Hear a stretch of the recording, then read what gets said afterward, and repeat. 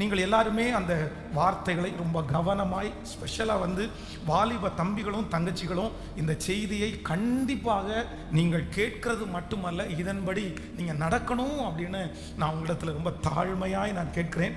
வேதத்தை திறந்து ஒரு வசனத்தை வாசிக்கலாம். யாக்கோபு எழுதின நிருபம் 3ஆம் அதிகாரத்தினுடைய 2வது வசனத்தை நம்ம வாசிக்க போகிறோம். யாக்கோபு 3ஆம் அதிகாரம் 2வது வசனத்தை வாசிக்க போகிறோம். நாம் எல்லாரும் அநேக விஷயங்களில் தவறுகிறோம். ஒருவன் சொல் தவறாதவன் ஆனால் அவன் பூரண புருஷனும் தன் சரீரம் முழுவதையும் கடிவாளத்திலே அடக்கி கொள்ளக்கூடியவனுமாய் இருக்கிறான். இன்னொரு விஷயம் கூட வாசிக்கலாம். நாம் எல்லாரும் அநேக விஷயங்களில் தவறுகிறோம். நாம் எல்லாரும் அநேக விஷயங்களில் தவறுகிறோம். கர்த்தருடைய பிள்ளைகளே, தேவனோடு நடந்த, தேவனோடு வாழ்ந்த, தேவனுக்காக பெரிய ஊழியத்தை செய்த கோடிக்கணக்கான ஜனங்கள் ஆண்டவரிடத்திலே மனம் திரும்பி வர எச்சரிப்பின் வார்த்தையையும் இன்னும் ஆண்டவருடைய வருகையின் வார்த்தையும் கர்த்தர் நடத்துகிற பல வார்த்தைகளையும் ஜனங்களுக்கு கொண்டு போய் சேர்த்த யாக்கோபு என்ன சொல்றார் அப்படின்னு சொன்னா, நாம் எல்லாரும் அநேக விஷயங்களில் தவறுகிறோம். அப்படின்னா ஒரு தேவனுடைய பிள்ளை ரட்சிக்கப்பட்ட உடனே, ஞானஸ்நானம் எடுத்த உடனே சிலர் என்ன நினைப்பாங்க அப்படின்னு சொன்னா, அவ்வளவுதான், நம்ம ஞானஸ்நானம் எடுத்துட்டோம், இனி நம்ம தப்பு பண்ண மாட்டோம். சிலரிடத்துல நீங்க ஞானஸ்நானம் எடுக்கிறதுக்கு என்ன காரணம் அப்படின்னு கேட்டா சிலர் என்ன சொல்லுவாங்கன்னா, நான் ரொம்ப தப்பு பண்ணிட்டே இருக்கிறேன், ஆனா ஞான ஸ்நானம் நான் எடுத்துட்டேன் அப்படின்னு சொன்னா நான் தப்பு பண்ண மாட்டேன், கண்டிப்பா தப்பு பண்ண கடவுள் என்ன விட மாட்டாரு, நான் தான் ஞான ஸ்நானத்துல உடன்படிக்கை பண்ணிட்டேன்ல அப்படின்னு சொல்லுவாங்க. ஆனா அநேகருடைய வாழ்க்கையிலே ஞான ஸ்நானம் எடுத்ததற்கு பிறகு, ரட்சிக்கப்பட்டதற்கு பிறகு, ஊழியத்திற்கு வந்ததற்கு பிறகு நான் தப்பே பண்ணல அப்படின்னு யாருமே சொல்ல முடியாதுன்னு நான் நம்புறேன். உண்மைதானே? இந்த யாக்கோபே நாம் எல்லாரும் அநேக விஷயங்களில் தவறுகிறோம் அப்படின்னு சொல்லுவாரே. ஆனால் இந்த ஜெபத்தில் இந்த சத்தத்தை கேட்கிற நீங்களும் நானும் கூட நிறைய விஷயங்களிலே மிஸ்டேக்ஸ், நிறைய தவறுகள் வரலாம். அதுக்காக தான் வேதம் சொல்லுது, நீ ஞான ஸ்நானம் எடுத்த உடனே பரிசுத்தவானா மாறிட முடியாது, நீ திருவிருந்து எடுத்த உடனே பரிசுத்தவானா மாறிட முடியாது. பரிசுத்த வாழ்க்கை என்பது, தவறு செய்யாத வாழ்க்கை என்பது என்ன அப்படின்னா, பரிசுத்தம் உள்ளவன் இன்னும் பரிசுத்தமாகட்டும், நீதி செய்கிறவன் இன்னும் நீதி செய்யட்டும். அப்படின்னா ஒவ்வொரு நாளும் தான் செய்த தவறுக்காக வருந்தி மனம் திரும்பி மன்னிப்பு கேட்டு நாளுக்கு நாள் நீங்கள் தவறு செய்யாம உங்களுடைய பரிசுத்த அளவு என்கிறது ஒரு வளர்ச்சி, அது ஒரு உயர்வுக்கு நேராக உங்களை கொண்டு போகிறதுன்னு ஆண்டவர் எழுதி வைத்திருக்கிறார். அப்போ நாம் எல்லாரும் அநேக விஷயங்களிலே தவறுகிறோம். கவனிங்க, 2 விதமான தவறுகள் இந்த உலகத்தில் இருக்கிறது. ஒன்று, சில தவறுகள் அது நம்மளோட முடிஞ்சு போகிற தவறு, அது மற்றவர்களுக்கு வெளியில இருக்கிற சிலருக்கு தெரியாது. நாமே தவறு பண்ணுவோம், கர்த்தரிடத்தில் மன்னிப்பு கேட்போம், நாமே சரியாகும். சில தவறுகள் ஒருவேளை மற்றவர்களுக்கு தெரிந்திருந்தால் கூட சரி பரவாயில்ல, எல்லாரும் சொல்லாத பொய்யா இவன் சொல்லிட போறான், எல்லாரும் கீழ்ப்படியாத மாதிரியா, எல்லாரும் கீழ்ப்படியல இவனும் கீழ்ப்படியல. சில தவறுகளுக்கு விளைவுகள் குறைவு. ஆனா ஒன்று நினைத்துக் கொள்ளுங்கள், சிலருடைய வாழ்க்கையிலே சில தவறுகளை நீங்கள் செய்வீர்களே, ஆனால் அந்த தவறு நீங்க மன்னிப்பு கேட்டா முடிஞ்சிராது, நீங்க அதற்கான வருந்தினா முடிஞ்சிராது, அது சில மாதங்களிலே முடிஞ்சிராது. சில தவறுகள் நீங்கள் மரணம் வரைக்கும் அந்த தவறுக்காக நீங்கள் வருத்தப்படுகிற அளவிற்கு ஏதோ ஒன்றை உங்களை பின்தொடரும். அதனால தப்பு பண்ணும்போது ஆண்டவருடைய பிள்ளைகள் ரொம்ப கவனமா இருக்க வேண்டியது என்ன தெரியுமா, என்னுடைய தவறு என்ன பண்ணிடக்கூடாதுன்னா என்ன அழிச்சிடக்கூடாது, என் வாழ்க்கையை முடிச்சிடக்கூடாது, என்னுடைய ஓட்டத்தை தடை பண்ணிடக்கூடாது, என்னுடைய தவறினால் நான் பாதிக்கப்படுகிற அளவிற்கு வந்துடக்கூடாது. ஆனால் தன் பாவங்களை மறைக்கிறவன் வாழ்வடைய மாட்டான், அவற்றை அறிக்கை செய்து விட்டு விடுகிறவன் இரக்கம் பெறுவான். அப்ப நான் நம்புறேன், என்னுடைய ஆண்டவரிடத்தில் இந்த தவறுகளுக்கு கண்டிப்பாக மன்னிப்பு இருக்கிறது. இன்றைக்கு நான் கொடுக்க போகிற செய்தியினுடைய தலைப்பு என்ன அப்படின்னா, தவறுகளை ஒரு தேவனுடைய பிள்ளைகள் கையாளுவது எப்படி, இல்லை அப்படின்னு சொன்னா தவறுகளிலிருந்து நீங்கள் தப்பித்துக் கொள்வது எப்படி, இல்லை அப்படின்னா இந்த தவறுகளிலே நீங்கள் கற்றுக்கொள்ளக்கூடிய 3 விதமான பாடங்களை குறித்து குறித்து உங்களுக்கு சொல்ல போகிறேன். இந்த செய்தி ரொம்ப ரொம்ப முக்கியமானது. அதனால தான் உங்களை திரும்ப திரும்ப சொல்லுகிறேன். நீங்க எல்லாருமே கண்டிப்பாக இந்த செய்தியை நீங்கள் கேட்க வேண்டும். அப்போ நம்பர் 1, முதலாவதாக ஒரு தேவனுடைய பிள்ளைகள் தன்னுடைய வாழ்க்கையிலே தாங்கள் செய்கிற அந்த தவறுகளிலிருந்து தப்பித்துக் கொள்வதற்காக ஆண்டவர் பலவிதமான வழிகளை வைத்திருக்கிறார். நம்பர் 1, முதலாவதாக ஒரு வசனத்தை நம்ம வாசிக்க போகிறோம். எல்லாரும் எடுத்துக்கொள்ளுங்க. 1 சாமுவேலின் புத்தகம் 2ஆம் அதிகாரத்தினுடைய 25வது வசனத்தை வாசிக்க போகிறோம். 1 சாமுவேல் 2வது அதிகாரத்தினுடைய 25வது வசனத்தை வாசிக்கும் போது, மனுஷருக்கு விரோதமாய் மனுஷன் பாவம் செய்தால் நியாயாதிபதிகள் அதை தீர்ப்பார்கள். ஒருவன் கர்த்தருக்கு விரோதமாய் பாவம் செய்வானே ஆகில் அவனுக்காக விண்ணப்பம் செய்யத்தக்கவன் யார் என்றார்கள். அவர்களோ தங்கள் தகப்பன் சொல்லை கேளாமற் போனார்கள். அவர்களை சங்கரிக்க கர்த்தர் சித்தமானார். எல்லாரும் ரொம்ப கவனமாய் கவனிங்க. இங்கே ஏலியினுடைய பிள்ளைகள் ஓப்பினி பினகாஸ் என்கிற 2 பேர் பேலியாளின் மக்களாய் இருந்தார்கள். இவங்க என்ன பாவம் செஞ்சாங்கன்னு நம்ம அடிக்கடி தியானிச்சிருக்கிறோம். 2 பாவம். 1, இவர்கள் மாமிச பட்சிகளாய் இருந்தார்கள். அப்படின்னா, நீ போஜன பிரியனாய் இருந்தால் உன்னுடைய தொண்டையில கத்திய வை அப்படின்னு ஆண்டவர் சொல்லி இருக்கிறார். நம்முடைய வயிற்றுக்கு ஆகாரம் தேவை. நம்ம இந்த உலகத்துல வந்து உயிரோடு வாழ்வதற்கு ஆகாரம் தேவை. இந்த உலகத்துல உழைப்பதற்கு ஆகாரம் தேவை. ஆனா ஆகாரத்தை நீங்க உண்பது தவறல்ல. போஜன பிரியனாய் இருந்துடக்கூடாது. நீங்க ரொம்ப சாப்பிடுறவங்களாலும் இருந்துட முடியாது. அது கூட சில நேரத்தில் அடிமைத்தனத்துல கொண்டு போய் விட்டுரும். பாருங்க, எனக்கு தெரிஞ்ச ஒரு நபர் வந்து அவருக்குள்ள வந்து ஒரு ஸ்பிரிட் அட்டாக் மாதிரி, அப்படி இல்லைன்னா ஒரு மனநிலைமைன்னு வச்சுக்கோங்களேன். அவர் என்கிட்ட ஜெபிக்கிறதுக்காக சொன்னார். எதுக்காக ஜெபிக்கணும்னு கேட்டால், பாஸ்டர் இந்த மாதிரி எனக்கு வந்து சாப்பாடை பார்த்தா சாப்பிடணும் ரொம்ப ஆர்வமாக இருக்குது. எனக்கு தட்டு நிறைய சாப்பாடு கொடுப்பாங்க, நான் ரொம்ப ஃபுல்லாக சாப்பிடுவேன். அப்படின்னா என்னுடைய தொண்டை வரைக்கும் சாப்பிடுவேன். ஆனால் எனக்கு திருப்தி ஆகாது. நான் போய் என்ன பண்ணுவேன்னா, பாத்ரூமில் போய் நான் சாப்பிட்ட சாப்பாடை வாந்தி எடுத்துட்டு திரும்ப நான் சாப்பாடு கேட்டு சாப்பிடுவேன். என்னால் முடியவே இல்லை. இதிலிருந்து விடுதலை ஆகணும்னு எனக்காக ஜெபம் பண்ணுங்க அப்படின்னு வந்து நின்னாரு. எனக்கு ஆச்சரியமாக இருந்துச்சு. அதான் வந்து சாப்பாடு போதுமான அளவுக்கு சாப்பிட்டீங்களே, அது என்னமோ தெரியல, எனக்கு சாப்பிட்டுட்டே இருக்கணும். அப்புறம் ஜெபம் பண்ணி பார்த்தா அப்படியே ஆட ஆரம்பிக்கிறார். அவருக்குள்ள ஏதோ வந்து ஒரு அசுத்த கிரியை இருக்குது. ஏன்னா அது வந்து எவ்வளவு சாப்பிட்டாலும் போதாது, நீ சாப்பிடணும். அப்போ ரொம்ப கவனமா இருக்கணும். இந்த ஓப்பினி பினகாசனுடைய பாவம் என்ன அப்படின்னா, அவங்க வந்து இறைச்சியை கொடுக்கும்போது, இல்ல நீங்க சூஸ் பண்ற இறைச்சி எங்களுக்கு வேண்டாம், நாங்க கேட்கறது தான் எங்களுக்கு வேணும்னு அங்க இருக்கிற ஆசாரியர்களோட அவங்க வம்படியா ஃபைட் பண்ணி இவர்களாகவே அதற்கு ஆயுதங்களை சரி பண்ணி அதை வஞ்சித்து எடுத்தாங்கன்னு வேதம் சொல்லுது. அது மட்டும் இல்ல, மாம்சத்துல இச்சை அதிகமாகி தேவாலயத்திலே வருகிற பெண்களோடு அவர்கள் தவறான பழக்க வழக்கம் வைத்திருந்தார்கள். அப்போ ஆண்டவருடைய எச்சரிப்பு வருது. ஆனா அவங்க என்ன பண்ணல அப்படின்னு சொன்னா, தங்களுடைய வாழ்க்கையிலே செய்த தப்பிற்காக கொஞ்சம் கூட அவர்களுக்கு உணர்வே இல்லாம போயிருச்சு. நல்லா கவனிச்சுங்க. நம்பர் 1, முதலாவதாக ஒரு தேவனுடைய பிள்ளை தவறுகளிலிருந்து தப்பித்து கொள்ளணும் அப்படின்னா உங்களுக்கு என்ன வேணும் தெரியுமா? ஒரு உணர்வுள்ள ஒரு இருதயத்தை கர்த்தர் உங்களுக்கு தரணும்னு ஜெபம் பண்ணுங்க. கவனிங்க, இன்னைக்கு நிறைய பேருக்கு என்ன உணர்வு இல்லை அப்படின்னா, தப்பு பண்ணதற்கு ஒரு உணர்வே இல்லை. நம்ம தப்பு பண்ணிட்டோம், இன்னைக்கு நம்ம கத்திட்டோம், நம்ம இன்னைக்கு கெட்ட வார்த்தை பேசிட்டோம், நம்ம இன்னைக்கு ஒரு அசுத்த காரியத்தை செஞ்சுட்டோம், ஆண்டவரே என்ன மன்னிச்சிருங்க. இல்லை மனைவியை பார்த்து, நான் இன்னைக்கு ஒரு மிஸ்டேக் பண்ணிட்டேன், நான் கோவப்பட்டது தப்பு தான்ப்பா, நான் இந்த மாதிரி பண்ணியிருக்க கூடாது. நிறைய பேருக்கு என்ன தெரியல, என்ன யாரும் பண்ணாத தப்பு நான் பண்ணிட்டேன்னா அதை குறித்து ஒரு உணர்வும் இல்லை. அப்படிதான் நான் இருப்பேன், நான் கத்துவேன், நான் கெட்ட வார்த்தை பேசுவேன், நான் என்ன வேணாலும் பேசுவேன். ஆனா ஒன்று நினைத்து கொள்ளுங்கள், உணர்வு இல்லாத இருதயமாய் நீங்கள் இருப்பீர்களே ஆனால் உங்களுடைய தவறுகள் உங்களுக்கு என்னவா மாறிடும் அப்படின்னா, நாட்கள் தாண்ட உங்களுக்கு பாதிப்பாய் மாறிடும். இந்த தவறு உங்களை ஒரே இடத்துல நிற்க வச்சிடாது. என்ன பண்ணும் தெரியுமா? உங்களை அடுத்த ஸ்டெப்பு கொண்டு போய் கடைசியிலே நீங்கள் எழும்ப முடியாத அளவிற்கு உங்களை கொண்டு போய் விட்டுரும். சிம்சோன் பலசாலி தான். சிம்சோன் வந்து என்ன இல்லை அப்படின்னு சொன்னா, ஆண்டவர் எச்சரிக்கிறார், ஆண்டவர் அவனை காப்பாத்துறாரு. எப்பா நீ எந்திரிச்சிரு, நீ போயிரு, நீ மன்னிப்பு கேளு. ஆனா அவனுக்குள்ள என்ன வரல தெரியுமா? மன்னிப்பு கேட்கணும், மனம் திரும்பணும் அப்படின்ற ஒரு உணர்வுள்ள ஒரு இருதயம் அவனை விட்டு அற்று போயிருச்சு. வேதத்துல தாவீதுனுடைய மகன் அம்னோன் தன்னுடைய சொந்த சகோதரியாகிய தாமாரை வந்து அவன் கெடுத்துறான். அப்போ வந்து தன்னுடைய தகப்பனாரை ஏமாற்றி தன்னை சுற்றி இருக்கிற வேலை ஆட்களை எல்லாம் ஏமாற்றி அவன் ரொம்ப ஒரு தீமை செஞ்சுட்டான். அப்போ அந்த தாமார் என்ன சொல்றாங்க அப்படின்னு சொன்னா, சரிப்பா நீ வந்து ஏற்கனவே செய்த தவறு ரொம்ப பெரிய தவறு, ஆனா இப்போ என்ன பண்றான் அப்படின்னு சொன்னா அவங்களை கூப்பிட்டு, சரி நீ வெளியே போ, என் வீட்டை விட்டு நீ வெளியே போ. நீங்கள் 1 சாமுவேல் 13ஆம் அதிகாரத்தினுடைய 15வது வசனத்தை வாசிப்பீர்களானால், பிற்பாடு அம்னோன் அவளை மிகவும் வெறுத்தான்.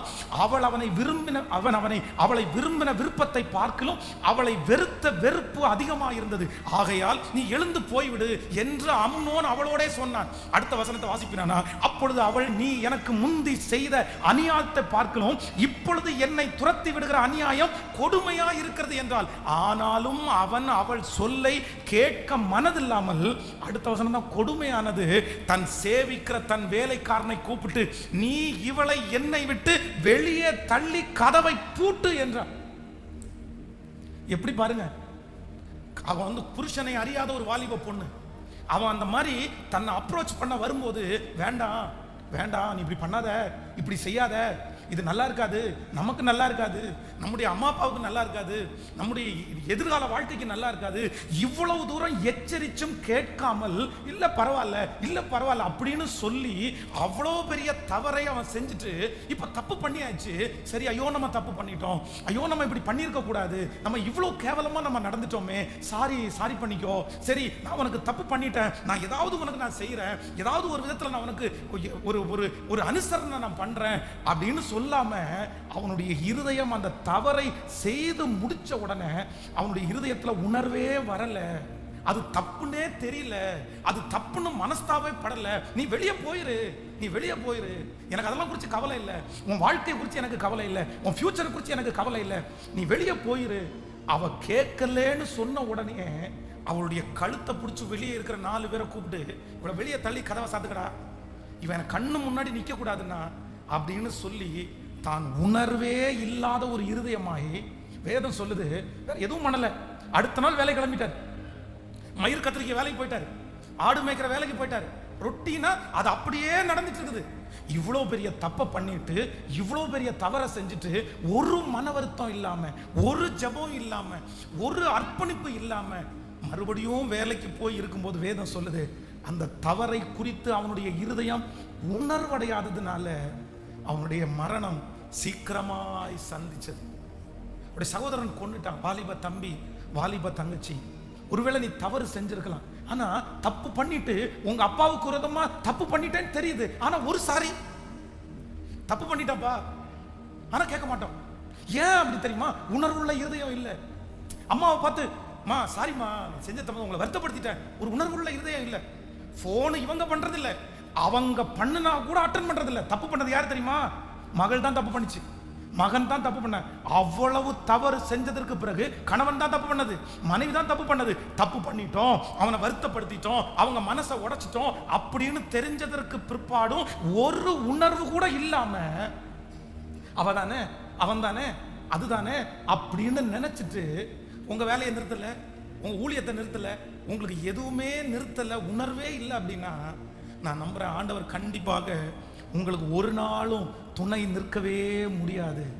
இன்று ஒரு தீர்மானம் எடுங்க, ஆண்டவரே என்னுடைய தவறுகளிலே எனக்கு என்ன உணர்வு வேணும் அப்படின்னு சொன்னா, ஆண்டவரே நான் தவறு செய்தவனானால் எனக்கு உணர்வுள்ள இருதயத்தை எனக்கு தாங்கப்பா. அதான் சங்கீதக்காரனாகிய தாவீது ஜெபிக்கும் போது ஜெபிக்கிறான், உள்ளத்தில் உண்மை இருக்க விரும்புகிறேன், அந்த காரணத்தில் ஞானத்தை எனக்கு தெரியப்படுத்துவேன், என்னை ஈசோப்பினால் கழுவி என்னை சுத்தமாகும், அப்பொழுது நான் உறைந்த பனியை போல ஆவா. ஆண்டவரே என்னை மன்னிச்சிருங்க ஆண்டவரே, என்னை மன்னிச்சிருங்க ஆண்டவரே, நான் செஞ்ச தப்புக்காக நான் வருத்தப்படுறேன் ஆண்டவரே, நான் உணர்வடைகிறேன் ஆண்டவரே, நான் இதை செஞ்சிருக்க கூடாது ஆண்டவரே. அப்படி சொல்லுவீர்களே ஆனால் உங்களை மறுபடியும் வாழ வைக்க கர்த்தர் வல்லவராய் இருக்கிறார். ஹல்லேலூயா. கைகளை உயர்த்தி ஆமென் கர்த்தரிடத்தில் சொல்லுங்க, ஆண்டவரே எனக்கு ஒரு உணர்வுள்ள இருதயம். முழு பலத்தோட சொல்லுங்க, ஆண்டவரே எனக்கு ஒரு உணர்வுள்ள இருதயம். சொல்லுங்க, உணர்வுள்ள இருதயம், எனக்கு ஒரு உணர்வுள்ள இருதயத்தை தாரும் ஆண்டவரே, எனக்கு ஒரு உணர்வுள்ள இருதயத்தை தாரும் ஆண்டவரே, எனக்கு ஒரு உணர்வுள்ள இருதயத்தை தாரும் ஆண்டவரே. யோசேப்பை போல் நான் ஒழுங்கில்லையே, நோவாவை போல் நீதிமானும் இல்லையே, யோசேப்பை போல் நான் ஒழுங்கில்லையே, நோவாவை போல் நீதிமான் இல்லையே, ஆபிரகாமை போல் விசுவாசி,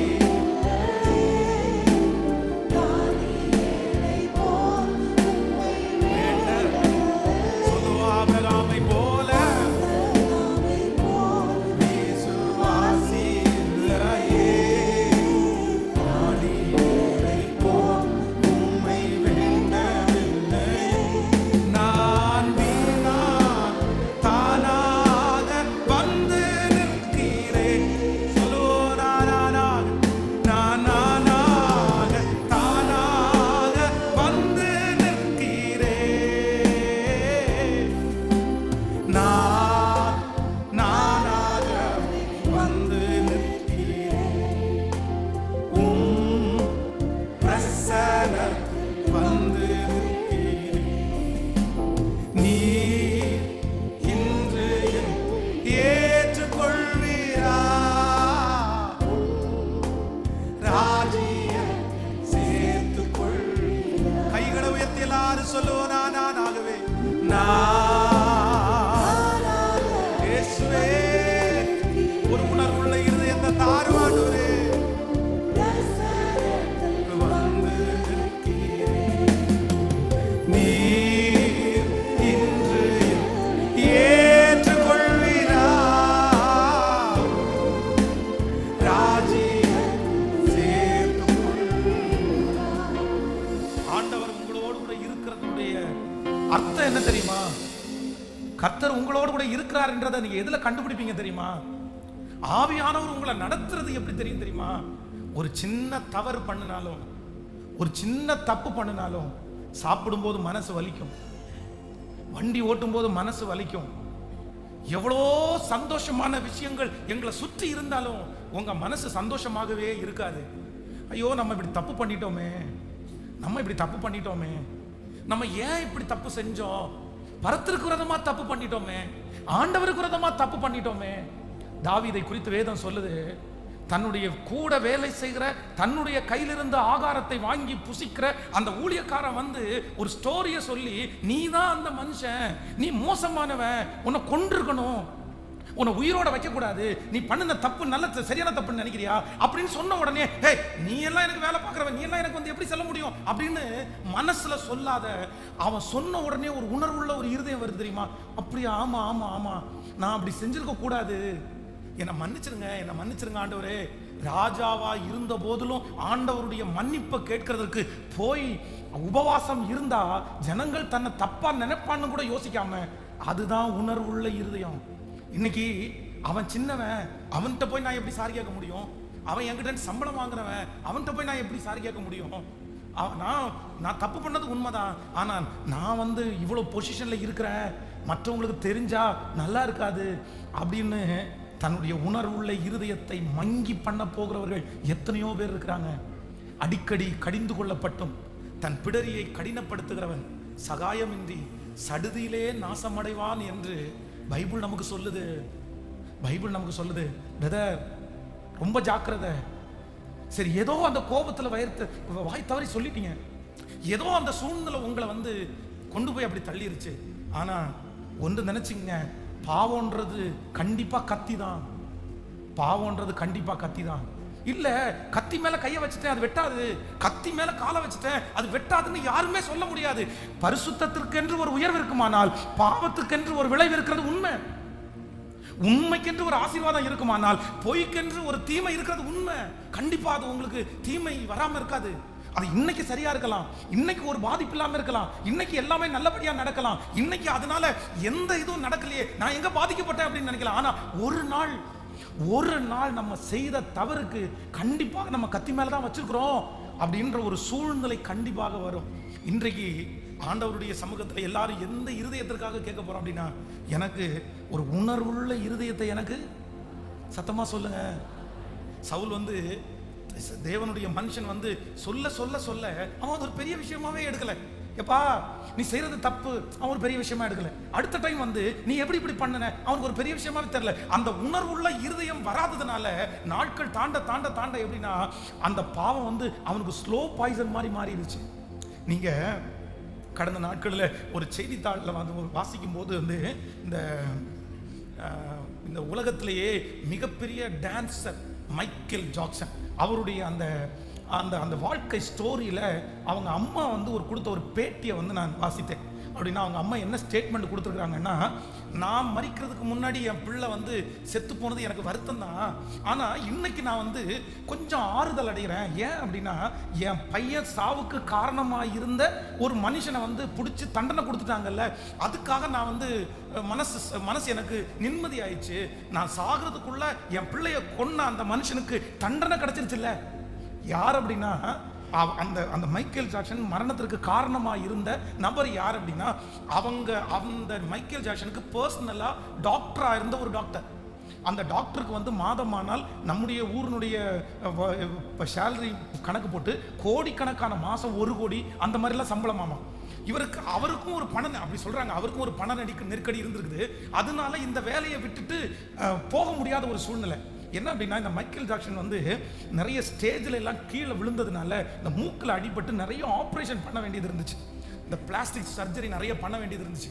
அவருடைய வாழ்க்கை வந்து எவ்வளோ ஃபேமஸாக இருந்தாலும் அவ்வளோ தூரம் சூனியம் நிறைஞ்ச ஒரு வாழ்க்கை அந்த வாழ்க்கை. அப்போ வந்து இவர் நிறைய ஆப்ரேஷன் பண்ணதுனால தூக்கம் வராமல் உடம்புல நிறைய வித்தியாசம் வந்து அதற்காக நிறைய தூக்க மாத்திரை நிறைய மாத்திரைகளை அவர் போட வேண்டிய ஒரு சூழ்நிலைக்கு தள்ளப்பட்டிருக்கிறார். அது கடன் வேற, அந்த ஸ்ட்ரெஸ். அதனால அந்த டாக்டர் வந்து சொன்னாராமா, இல்லை இவ்வளவு மாத்திரை நீங்கள் பயன்படுத்தக்கூடாது, இது ரொம்ப உங்கள் வாழ்க்கையை வந்து முடிச்சிடும், வேண்டாம் அப்படின்னு சொன்னதுக்கு அப்புறமும் இவரே வந்து இல்லை எனக்கு என்னால் தாங்க முடியலன்னு கேட்டு அவர் மரணம் அடைந்ததாக வந்து அந்த செய்தித்தாளில் வாசித்தேன். அப்போது ஒரு மனுஷனுடைய வாழ்க்கையில் ஓவர் டோஸ், தன்னுடைய சரீரத்திலே தாங்க முடியாத அளவிற்கு கொடுக்கப்படுகிற அந்த மெடிசன் வந்து ஸ்லோ பாய்சனாக மாற முடியுமானால் நல்லா நினச்சிக்கோங்க, நீங்கள் உணர்வில்லாமல் இருதயமாக இருக்கிறது என்ன தெரியுமா? இது ஸ்லோ பாய்சன். உணர்வே இல்லையா உங்களுக்கு? ஸ்லோ பாய்சன் இது வந்து நாளுக்கு நாள் நல்லா இருக்கிறது மாதிரியே இருக்கும். எந்த பக்க விளைவும் இருக்கிறது மாதிரி தெரியாது. ஆனால் ஒரு நாளில் உங்களை என்ன பண்ணும் அப்படின்னு சொன்னால் அது ஆளையே முடிச்சு போடும். பொய்யான மாயை பின்பற்றுகிறவர்கள் தங்களுக்கு வரும் கிருபையை போக்கடித்துக் கொள்கிறார்கள். எப்படி காலைதோறும் அவருடைய கிருபைகள் புதிதாக இருக்கிறதோ அப்படியே நம்முடைய இருதயத்தின் ஆழத்திலிருந்து அந்த மனசாட்சி மட்டும் எடுக்கப்படுமானால் அது வந்து ஒரு விஷமா மாறும். பக்கத்தில் கையை பிடிச்சி சொல்லுங்க, உணர்வில்லாத இருதயம் ஸ்லோ பாய்சன் மாதிரி. சொல்லுங்க, உணர்வில்லாத இருதயம். என்ன இருதயம் தாங்க? சொல்லுங்க, என்ன இருதயம் தாங்க? எல்லாரும் சொல்லுங்க பார்க்கலாம். ஆண்டவரே எனக்கு கேளுங்க, ஆண்டவரிடத்துல எனக்கு. ஃபர்ஸ்ட் எல்லாம் இந்த ஜெபத்தில் இருக்கிற நிறைய பேர் ஒரு பொய் சொன்னா கூட நிறைய பேர் அழுவாங்க. கொஞ்சம் ஆலயத்திற்கு தாமதமா வந்தா கூட ஒரு குற்ற மனசாட்சி இருக்கும். முதல்லலாம் கொஞ்சம் கோவப்பட்ட உடனே ஆண்டவரே நான் ஏன் கோவப்பட்டேன் உடனே சாரிப்பா. ஆனா இப்போ சில வருடங்களாய், சில மாதங்களாய் இவ்வளவு பெரிய தவறை செய்தும், இவ்வளவு பெரிய தப்ப பண்ணியும் அதுல கொஞ்சம் கூட உணர்வே இல்லாம என் இயேசு உங்களை விட்டு போயிட்டாரா? பரிசுத்த ஆவியானவர் உங்களை விட்டு எடுத்துக்கொள்ளப்பட்டுட்டாரா? ஆண்டவரே எனக்கு தெரியுதுப்பா, நான் பழையது மாதிரி இல்லைன்னு எனக்கு தெரியுதுப்பா. எனக்கு என்னமோ இன்னைக்கு உணர்வுள்ள இருதயம் என்னை விட்டு குறைஞ்சது மாதிரி நான் நினைக்கிறேன் ஆண்டவரே. ஆனா இன்றைக்கு பேசுகிற வார்த்தை எல்லாமே எனக்காக தான். கைகளை உயர்த்தி எனக்கு ஒரு உணர்வுள்ள இருதயத்தை கர்த்தர் தாருங்க ஆண்டவரே. கேளுங்க வாலிப தம்பி, உனக்கு ஒரு பெரிய எதிர்காலத்தை ஆண்டவர் வச்சிருக்கிறார். உன்னை காப்பாற்றுவது உணர்வுள்ள இருதயம் உன்னை காப்பாற்றும்பா. உணர்வுள்ள இருதயம் உன்னை தாழ்மைப்படுத்தும்பா. ஒரு உணர்வுள்ள இருதயம் பெரிய ஆபத்துல நீ சிக்காம உன்னை காப்பாற்றுன்றதுக்கா எந்த சந்தேகமும் இல்லை. அதனால கையை உயர்த்தி சத்தமா ஆண்டவரத்துல கேளு, ஆண்டவரே அந்த உணர்வுள்ள இருதயம் எனக்கு வேணும்னு கர்த்தரிடத்துல கேளுங்க. என் கூட நீங்க மறுபடியும் பேசுங்கப்பா, என் கூட மறுபடியும் சொல்லுங்கப்பா. எனக்கு மறுபடியும் அந்த பயம், தப்பு பண்ணும்போது எனக்கு அந்த பயம் வரட்டும் ஆண்டவரே. இன்னைக்கு பழகி போச்சோ அப்படின்ற அளவுக்கு என் சூழ்நிலை மாற்றப்பட்டுச்சு. இல்லப்பா இல்லப்பா, எனக்கு மறுபடியும் பரிசுத்த ஆவியானவர் எனக்குள்ள வரணும், என்ன தட்டி கொடுக்கணும், எனக்குள்ள உணர்வுள்ள இருதயத்தை தாரணும், நீங்க பேசுறத நான் உணரணும்னு சொல்லி கையை உயர்த்தி சத்தமா கேளுங்க. எல்லாரும் ஜெபிங்க. தேவனே, நொறுங்குண்டதும் நறுங்குண்டதுமான இருதயத்தை கர்த்தர் புறக்கணிக்க மாட்டார். என் இருதயம் நொறுங்கவே மாட்டேங்குதே, என் இருதயம் உடையவே மாட்டேங்குதே, என் கண்ணுல தண்ணியே வர மாட்டேங்குது, என்னால அழவே முடியலையே, இவ்வளவு தப்பு பண்ணியும் என்னால அழ முடியலையே, இவ்வளவு மிஸ்டேக் பண்ணியும் என்னால கவலைப்பட முடியலையே. பரிசுத்த ஆவியானவரே, நீர் எனக்கு வேண்டும், நீர் எனக்கு வேண்டும். சொல்லுங்க சத்தத்தை உயர்த்தி, பரிசுத்த ஆவியானவரே, நீர் எனக்கு வேண்டும். இன்றைக்கு இந்த திருச்சபையிலிருந்து போகும்போது மறுபடியும் அந்த எச்சரிப்பை நான் பெற்றுக்கொள்ளணும், மறுபடியும் என் கூட பேசுறத உணரணும், மறுபடியும் ஆண்டவரே என்ன நீங்க ஸ்டிக் பண்றத நான் பார்க்கணும் ஆண்டவரே. ஹalleluya. சொல்லுங்க பார்க்கலாம். யோசேப்பை போல் நானோடு இல்லையே, நோவாவை போல் நீதிமானும் இல்லையே, யோசேப்பை போல். எல்லாரும் சத்தத்தை உயர்த்தி பாடி, நீதிமானும் இல்லையே, ஆபிரகாமை போல் விசுவாசி இல்லையே, தானியேலை போல் உம்மை வேண்டவில்லையே, ஆபிரகாமை போல் அப்பா உம்மை வேண்டவில்லையே. நான் தானாக வந்து நிற்கிறேன் இயேசப்பா, நான் தானாக வந்து சொல்லுவோம். நான் வீணாகி பாழாகி, நான் வீணாகி பாழாகி வந்து நிற்கிறேன் இயேசுவே. சுத்த இருதயத்தை என்னிலே சிருஷ்டியும், நிலைவரமான ஆவியை என் உள்ளத்திலே புதுப்பியும். அப்பா என் கூட பேசுங்கப்பா, எனக்கு அந்த பயத்தை கொடுங்கப்பா, உங்களுக்கு பயப்படுகிற பயத்தை கொடுங்கப்பா. பரிசுத்த ஆவியானவரே, என்னை மன்னிச்சிருங்க, என்னை மன்னிச்சிருங்க, எனக்கு அந்த உணர்வுள்ள இருதயத்தை திரும்ப தாங்க.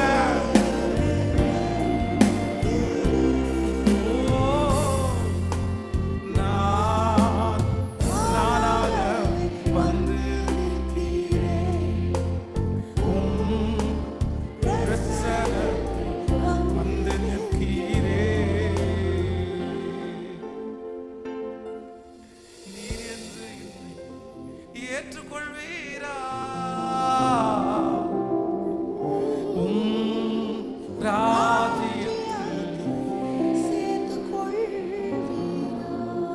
நம்பர் 1, இந்த தவறுகளை கையாளுவது எப்படி, இல்லைனா தவறுகளிலிருந்து திரும்பி ஒரு தேவனுடைய பிள்ளை வாழ்வது எப்படி, இல்லை என்றால் செய்த தவறுகளினால் இருந்த தண்டனைக்கு தப்பித்துக் கொள்வது எப்படி அப்படின்னு சொன்னா, நம்பர் 1 எப்பவும் எதை விட்டுறக்கூடாது அப்படின்னு சொன்னா, உணர்வுள்ள இருதயத்தை மட்டும் விட்டுறக்கூடாது. இந்த உணர்வுள்ள இருதயம் ஒரு தேவன பிள்ளை விட்டு எப்போ போகும் அப்படின்னு சொன்னா, ஆண்டவர் பேசும்போது அவருடைய வார்த்தைக்கு முக்கியத்துவம் கொடுத்தாதான் இந்த உணர்வுள்ள இருதயம் உங்களுக்குள்ள இருக்கும். உதாரணத்துக்கு ஒரு ஒரு ஒரு விஷயத்தை திருடுறதுக்காக ஏதாவது போறாங்கன்னு வைங்களேன், அப்போ ஃபர்ஸ்ட் டைம் அந்த திருடுறதுக்காக போகும்போது, திருடுறது தப்பு, நீ அப்படி பண்ணக்கூடாது, ஆண்டவருடைய பிள்ளைகளுக்கு அது அழகு இல்லை, உங்களுக்குள்ள சொல்லிட்டே இருக்கும், வேண்டாம் வேண்டாம் போகாத பண்ணாத, ஆண்டவர் உங்க கூட இருக்கிறார்ல. ஆனா நீங்க அதை பரவாயில்ல, இன்னொரு சத்தம் உங்களுக்கு கேட்கும், இல்ல பரவாயில்ல நீ திருடலாம், மன்னிச்சிடுவார் ஆண்டவர், சரி என்ன பண்ண முடியும் அப்படின்னு சொல்லி இன்னொரு சத்தம். இந்த 2 சத்தம், ஒரு சத்தம் பிசாசனுடைய சத்தம், இன்னொன்னு ஆவியானவருடைய சத்தம். இந்த மனசுக்குள்ள வருகிற படபடப்பு, மனசுக்குள்ள வருகிற அந்த அந்த உடம்புல வருகிற வேற பயம், இதெல்லாம் ஆவியானவர் உங்களை பாவத்திலிருந்து உங்களை விடுதலையாக்குறதுக்கு ஆண்டவர் கொடுக்குற ஒரு உணர்வு, ஆண்டவர் உங்களுக்குள்ள இருக்கிறதனுடைய அடையாளம். உலகத்தில் இருக்கிற மனுஷன் வந்து சிகரெட் அடிக்கும் போது அவனுக்கு ஒரு உணர்வும் வரதில்லை, அவனுக்கு ரொம்ப சந்தோஷம் வரும். அவன் தண்ணி அடிக்கும் போது அவனுக்கு ரொம்ப சந்தோஷமா இருக்கும். அவன் ஒருத்தரை திட்டும் போது பாரு நீ திட்டுனதுக்கு நான் திட்டுனேன் அப்படின்னு பெருமைப்படுவான். ஆனா உங்களாலையும் என்னாலையும் பெருமைப்பட முடியல, உங்களாலையும் என்னாலையும் அந்த மாதிரி பாவத்தை செய்யும் போது சந்தோஷமா இருக்க முடியல. காரணம் என்ன அப்படின்னா, அவன் கூட கர்த்தர் இல்ல, அவன் கூட ஆவியானவர் இல்ல, அவன் கூட உணர்வுள்ள இருதயம் இல்ல. ஆனா உங்களோட என்னுடைய ஆவியானவர் இருக்கிறார். நமக்கு உணர்வுள்ள இருதயம் இருக்கிறதுனாலதான் அவன் செய்த அதே தப்பை நம்ம செய்யும் போது நமக்கு படபடப்படாது, நமக்கு ரொம்ப கஷ்டமா இருக்குது, நம்ம பயப்படுறோம். அப்போ என்ன பண்ணணும் அப்படின்னு சொன்னா, அந்த பரிசுத்த ஆவியானவர் பக்கமா கொஞ்சம் சாஞ்சு, எஸ் லார்ட், சரி ஆண்டவரே நான் கீழ்ப்படுகிறேன், நான் கீழ்ப்படுகிறேன், எனக்கு பலத்தை தாங்க, ஏதாவது ஒரு முயற்சி எடுத்து அந்த பரிசுத்த ஆவியானுடைய வார்த்தையை கொஞ்சம் கனம் பண்ணி, சரி நான் இதுல இருந்து எப்படியாவது விடுதலை ஆயிரணும் நினைச்சு அவருடைய சத்தத்தை ரொம்ப கேட்க ஆரம்பிச்சீங்கன்னா, பிசாசு பேசுகிற சத்தம் கொஞ்சம் கொஞ்சமா குறைஞ்சிரும். அது அப்படியே ஒன்றும் இல்லாம போயிடும். பரிசுத்த ஆவியானவர் உங்களுக்குள்ள தங்கி தாபரிப்பார். ஆனா அப்படியே ஆப்போசிட்டு, நீங்க இந்த சத்தத்தை மதிக்காம இந்த சத்தத்துக்கு உங்க காதை கொடுத்து, சரி பரவாயில்ல, கோவப்பட்டா என்ன, கோவப்படாம இருப்பாங்களா அப்படின்னு இந்த சத்தத்துக்கு நீங்க ரொம்ப செவி கொடுத்துட்டீங்கன்னா, இந்த சத்தம் குறைஞ்சிரும். பரிசுத்த ஆவியானவர் உங்களுக்குள்ளே இருந்து துக்கப்பட்டு உங்களை விட்டு வெளியே போயிடுவாரு அப்படின்னு வேதம் சொல்லுது. அவர் வெளியே போனதுக்கு பிற்பாடு வேதம் சொல்லுது, உங்களுடைய இருதயம் காலியா இருந்துச்சுன்னா, சத்துரு, முன்னிலிருந்து எடுக்கப்பட்ட சத்துரு 7 மடங்கு பலத்தோட திரும்ப 7 பிசாசோட நமக்குள்ள வந்து குடிகொள்ளுவான். அவனை துரத்த முடியும், ரொம்ப கஷ்டம் அப்படின்னு பைபிள் சொல்லுது. ஸோ இன்றைக்கு ஆவியானவர் இங்கே இருக்கிற யாரோ ஒரு சில பேசிட்டே இருக்கிறாரு, பிரதர் நீங்க உணர்வடைஞ்சு ரொம்ப நாளாச்சு, வாலிப தம்பி தங்கச்சி நீ உணர்வடைஞ்சு ரொம்ப நாளாச்சு. இந்த பிரசங்கத்தை பண்ணும்போது நான் ஜெபிக்கிறேன், ஆண்டவரே எனக்கு ஒரு உணர்வுள்ள இருதயம், ஒரே விஷயத்தை திரும்ப திரும்ப திரும்ப நீங்க விட்டுட்டீங்கன்னா அது உங்களுக்கு பழக்கமாகவே மாறிடும். இப்ப குறை சொல்றது மாதிரி ஒரு ஸ்பிரிட் உங்களுக்குள்ள இருக்குன்னு வச்சுக்கோங்களேன். அந்த குறை சொல்ற ஸ்பிரிட், அந்த குறை சொல்லும் போது தடுக்கிறதுக்கு ஆவியானவர் தடுத்துட்டே இருக்கும்போது நீங்க கேட்கல அப்படின்னு சொன்னா, அந்த குறை சொல்றது உங்களுக்கு பழக்கமாகவே மாறிடும், உங்க ரத்தத்தோட அது கலந்துரும். அதுக்கப்புறம் உங்களை விட்டு அது போகவே போகாது, அது உங்களுக்கு தப்பாவே தெரியாது, நீங்க அப்படியே ஆயிருவீங்க. அதனால இன்றைக்கு ரட்சணிய நாள், இந்த ஜெபம் எனக்கு கொஞ்ச நேரம் தான் நடத்த முடியும், இன்னைக்கு முழுக்க உங்களுக்கு நடத்த முடியும்னா எப்படியாவது உங்களை திரும்ப திரும்ப கமிட் பண்ண வச்சு, பாட வச்சு, ஜெபிக்க வைத்து அந்த பரிசுத்த ஆவியானவர் மறுபடியும் நீங்க உங்களுக்குள்ள கொண்டு வரக்கு நான் பிரயாசப்படுவேன். ஆனா கொஞ்சம் நேரம் தான் இருக்குது. நீங்க தான் நீங்க எந்த அளவுக்கு பேக்ல போறீங்களோ அந்த அளவுக்கு நீங்க ஃப்ரண்ட்ல வரணும்னா அவ்வளவு டைம் நீங்க ஸ்பெண்ட் பண்ணணும், அவ்வளவு நேரத்தை செலவு பண்ணணும். ஒரே நாள்ல மன்னிச்சிருங்க ஆண்டவரே சொன்ன உடனே மன்னிக்கப்பட முடியாது. நம்ம அவ்வளவு சின்ன தப்பெல்லாம் பண்ணல, பெருசு. அதுக்கு அழுது ஒப்பு கொடுத்து கர்த்தர் அப்படியே நடத்துவார். ஆமேன்னு சொல்லுங்கள். நம்பர் 2, ரெண்டாவதாக ஒரு தேவனுடைய பிள்ளை இந்த தவறிலிருந்து விடுதலையாக, இல்லைன்னா அந்த தவறை கையாளுவதற்கு இரண்டாவது ஒரு காரியத்தை நம்ம வேதத்தை திறந்து நம்ம வாசிக்க போறோம். எடுத்துக்கொள்ளலாம். நீங்கள் மத்தேயு எழுதின சுவிசேஷம் 27ஆம் அதிகாரத்தில் 3வது வசனத்திலிருந்து வாசிக்க போறோம். மத்தேயு எழுதின சுவிசேஷம் 27ஆம் அதிகாரத்தினுடைய 3வது வசனம். அப்பொழுது அவரை காட்டி கொடுத்த யூதாஸ் அவர் மரண ஆக்கினிக்குள்ளாக தீர்க்கப்பட்டதை கண்டு மனஸ்தாபப்பட்டு அந்த 30 வெள்ளிக்காசையும் பிரதான ஆசாரியரிடத்திற்கும் மூப்பரிடத்திற்கும் திரும்ப கொண்டு வந்து, குற்றமில்லாத இரத்தத்தை நான் காட்டி கொடுத்ததனால் பாவம் செய்தேன் என்றான். அதற்கு அவர்கள், எங்களுக்கு என்ன, அது உன் பாடு என்றார்கள். அப்பொழுது அவன் அந்த வெள்ளிக்காசை தேவாலயத்தில் எறிந்து புறப்பட்டு போய் நாண்டு கொண்டு செத்தான் அப்படின்னு பைபிள் சொல்லுது. கவனிங்க, எல்லாரும் கவனமாய் கவனிங்கள் ஆண்டவருடைய பிள்ளைகளே. இந்த வேத பகுதியிலே யூதாஸ் காரியோத்து வேதம் சொல்லுது, இந்த யூதாஸ் காரியோத்து ஆண்டவரை காட்டி கொடுப்பதற்காக அவன் முயற்சி எடுக்கிறான். அப்படின்னா ஆண்டவரோடு அவன் இருக்கிறான். அவனுக்கு ரொம்ப பணத்தின் மேல ஒரு பெரிய பற்றுதல் வந்துருச்சு. ஸோ பண ஆசை அவனுக்குள்ள வந்துருச்சு. பண ஆசை எல்லா தீமைக்கும் வேறா இருக்கிறது அப்படின்னு சொல்லுது. பணம் நமக்கு தேவை, பணம் நமக்கு அவசியம். ஆனா பணம் பணம் பணம் பணம் பணம் பணம் அது எனக்கு வேணும், அதுக்காக என்ன வேணாலும் பண்ணுவேன், அதுக்காக எதை வேணாலும் விட்டு கொடுப்பேன் அப்படின்ற ஒரு சூழ்நிலைக்கு வந்துடக்கூடாது. அப்ப இந்த பண ஆசை இந்த மனுஷனுக்குள்ள வந்த உடனே இவன் ஆண்டவரை காட்டி கொடுக்கணும்னு முயற்சி எடுக்கிறான். ஆனா ஆண்டவர் எச்சரிக்கிறார். தளத்தில் அவன் கை போட வரும்போது என்னை காட்டி கொடுக்கிறவனுக்கு ஐயோ அப்படின்றாரு. எல்லா இடத்துலையும் சொல்றாரு, உங்களில் ஒருவன் என்னை காட்டி கொடுப்பான். அப்ப இவன் கேட்கிறான், நானா அப்படின்னு கேட்கும்போது அப்பொழுதும் ஆண்டவர் நிறைய எச்சரிப்பை ஆண்டவர் இந்த யூதாஸ் காரியத்திற்கு கொடுத்துட்டே இருக்கிறார். ஆனா எல்லா எச்சரிப்பையும் தாண்டி இப்போ போய் ஆண்டவரை காட்டி கொடுத்து தப்பு பண்ணியாச்சு. இப்போ போய் என்ன சொல்றான் அப்படின்னா, எனக்கு இந்த பணம் வேண்டாம், நான் ஆண்டவரை நீங்க இப்படி பண்ணுவீங்கன்னு எனக்கு தெரியல, அவரை சிறையில் அவரை வந்து சிலுவையில் அரைப்பீங்கன்னு எனக்கு தெரிஞ்சிருந்தா கண்டிப்பா நான் காட்டி கொடுத்துக்க மாட்டேன், இந்த பணம் எனக்கு வேண்டாம் அப்படின்னு சொல்லி அவங்கள்ட்ட கொண்டு போய் கொடுக்கும்போது அவங்க என்ன சொல்றாங்க அப்படின்னு சொன்னா, இது எங்க பாடு இல்ல, இது யார் பாடு, இது ஓம் பாடு, இது ஓம் பாடு, நீ பண்ணிக்கோ நீ பண்ணிக்கோ. நீங்க மார்க் எழுதின சுவிசேஷத்துல 15வது அதிகாரத்தில் வாசிப்பீர்கள், இளைய குமாரன் தன் தகப்பனை விட்டு பிரிந்து போய் தன் தகப்பனுடைய சொத்துக்கள் எல்லாம் வாங்கி கொண்டு போய் எல்லாவற்றையும் அழித்து வேசிகளிடத்திலே அழித்து எல்லாத்தையுமே இழந்து போறான்.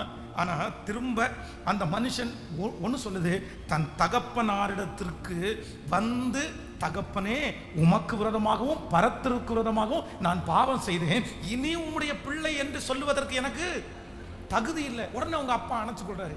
கவனிங்க, நம்பர் 2, ரெண்டாவது, நீங்கள் தவறிலிருந்து வெளியே வருவதற்கு நீங்க தப்பு பண்ணினது நியாயம்னு நீங்க உங்களையே நீங்க வந்து மாத்த பார்க்க கூடாது. நான் நிறைய பேர் என்ன பண்றாங்க அப்படின்னு சொன்னா, தங்களுடைய தவறை என்ன பண்றாங்க, நிறைய பேர் நியாயப்படுத்துறாங்க.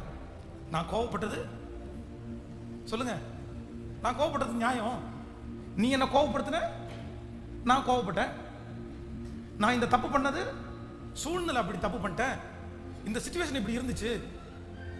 ரொம்ப நல்லா கவனிச்சுக்கோங்க, பிசாசுனுடைய மிகப்பெரிய தந்திரம் என்ன அப்படின்னு சொன்னா, நம்ம செஞ்ச தப்ப நியாயப்படுத்த வைக்கிறது பிசாசுனுடைய மிகப்பெரிய ஒரு கண்ணி. நான் செஞ்சது என்ன தப்புன்னு நினைக்கிறீங்க, என்ன தப்புன்னு நினைக்கிறீங்க? நான் தப்பெல்லாம் பண்ணல, நான் தப்பெல்லாம் பண்ணல.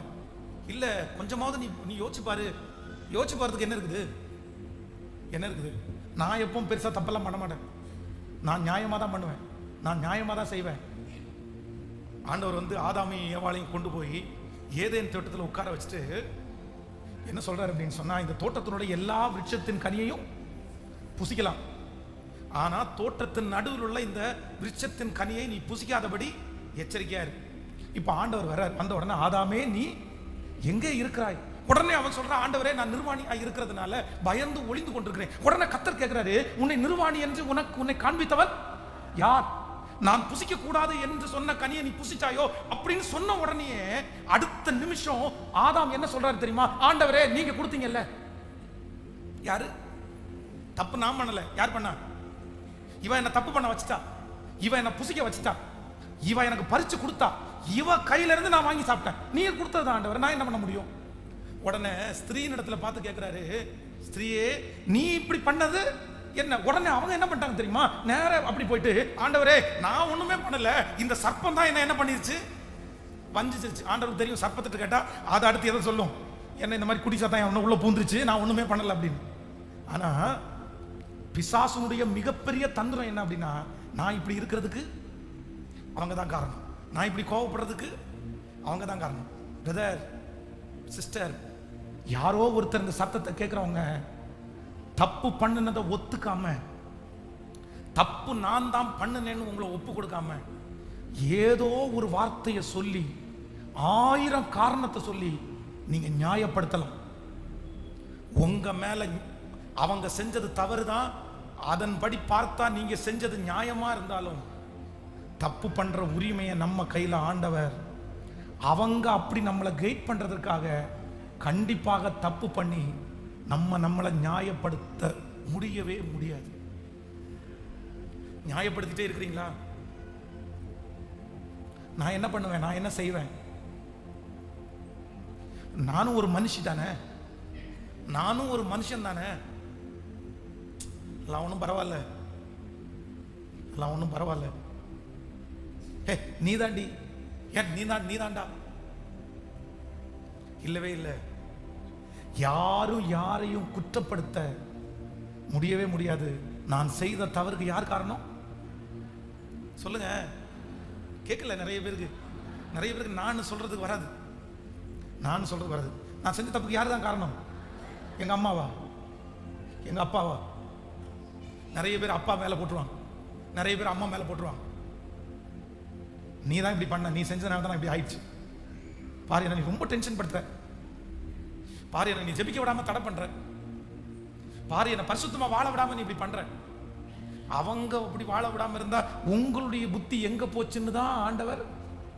பக்கத்தில் கையை பிடிச்சி சொல்லுங்க, நியாயப்படுத்தாதீங்க. நல்லா சொல்லுங்க எல்லாருமே. சர்ச்சில் கூட நம்ம நிறைய நேரத்தில் என்ன பண்ணுவோம் தெரியுமா? நம்ம நியாயம் தான் படுத்துவோம். கைகளை உயர்த்தி ஆண்டவரத்தில் சொல்லுங்க, ஆண்டவரே உண்மையா மனசு உகந்து நான் செஞ்ச தப்புக்கு அவங்க காரணம் இல்ல ஆண்டவரே,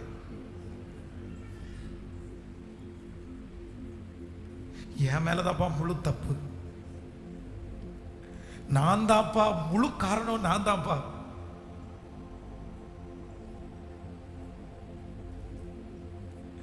நான் அவங்க மேல குற்றம் காமிக்கிறதுக்கு நான் விரும்பல. சொல்லுங்க, ஒவ்வொருத்தரும் மனம் திரும்பி ஏசப்பா சமூகத்தில் உங்க சத்தம் அப்படியே வானத்து பறி அந்த கொஞ்சம் கேட்கட்டும் ஆண்டவரத்துல. சொல்லுங்க, முழு பலத்தோட வாலிப தம்பி சொல்லு, தங்கச்சி சொல்லு, ஆண்டவரே நான் தான் காரணம். சொல்லுங்க, என் சூழ்நிலை காரணம்னு நான் சூழ்நிலையின் பேர்ல நான் சுட்டி காட்ட விரும்பல ஆண்டவரே. என் வயசை நான் காரணம் காமிக்கிறதுக்கு விரும்பல ஆண்டவரே. நான் என் வீட்டில் இருக்கிற யாரையுமே காரணம் காமிக்கிறது விரும்பல ஆண்டவரே. என் மனைவியை நான் காரணம் காமிக்கிறதுக்கு விரும்பல ஆண்டவரே. என் மனசனுடைய ஆழத்துல ஃபர்ஸ்ட் என் மனைவி தான் காரணம். அவன் மட்டும் ஒழுங்கா இருந்திருந்தான்னா, அவன் மட்டும் சரியா இருந்திருந்தான்னா, அவன் மட்டும் என் ஃபீலிங்ஸை புரிஞ்சிருந்தான்னா, அவன் மட்டும் என் உணர்வுகளை தெரிஞ்சிருந்தாங்கன்னா நான் இப்படி போயிருப்பேனா, நான் இப்படி செஞ்சிருப்பேனா. ஆனா இப்போ சாரி கேட்கிறப்பா, இல்ல நான் தான் காரணம். அது சத்துரு எனக்கு வச்ச கண்ணி, அது சத்துரு எனக்கு வச்ச வலை. சொல்லுங்க, முழு பலத்தோட வாலிப தம்பிங்க நிறைய பேரை ஆண்டவர் தூக்கி எடுக்க போறாரு. வேதம் சொல்லுகிறது, நொறுங்குண்டதும் நறுங்குண்டதுமான இருதயத்தை அவர் புறக்கணிக்க மாட்டார். இன்னைக்கு உன் இருதயம் உடையுமானால் அடுத்த நிமிஷத்துல உனக்கு சமாதானத்தை கொடுத்து மறுபடியும் அந்த பரிசுத்த ஆவியானவர் உன்னை மறுபடியும் நடத்துவது உண்மை. கர்த்தர் நடத்த போறாரு. சத்தத்தை உயர்த்தி இயேசுவே முழு பலத்தோடு கூட சொல்லுங்க, ஆண்டவரே ஆண்டவரே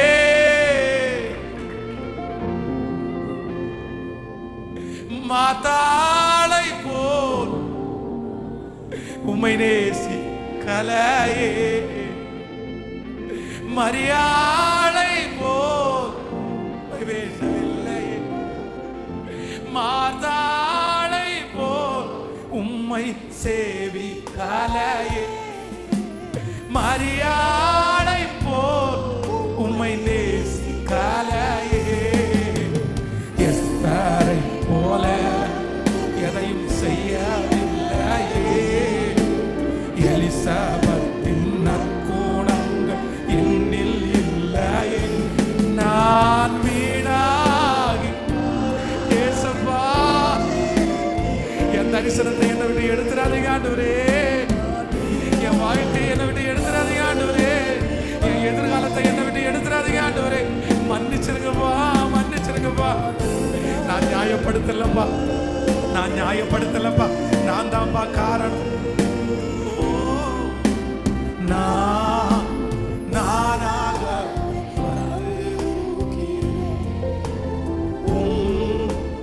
பிரசன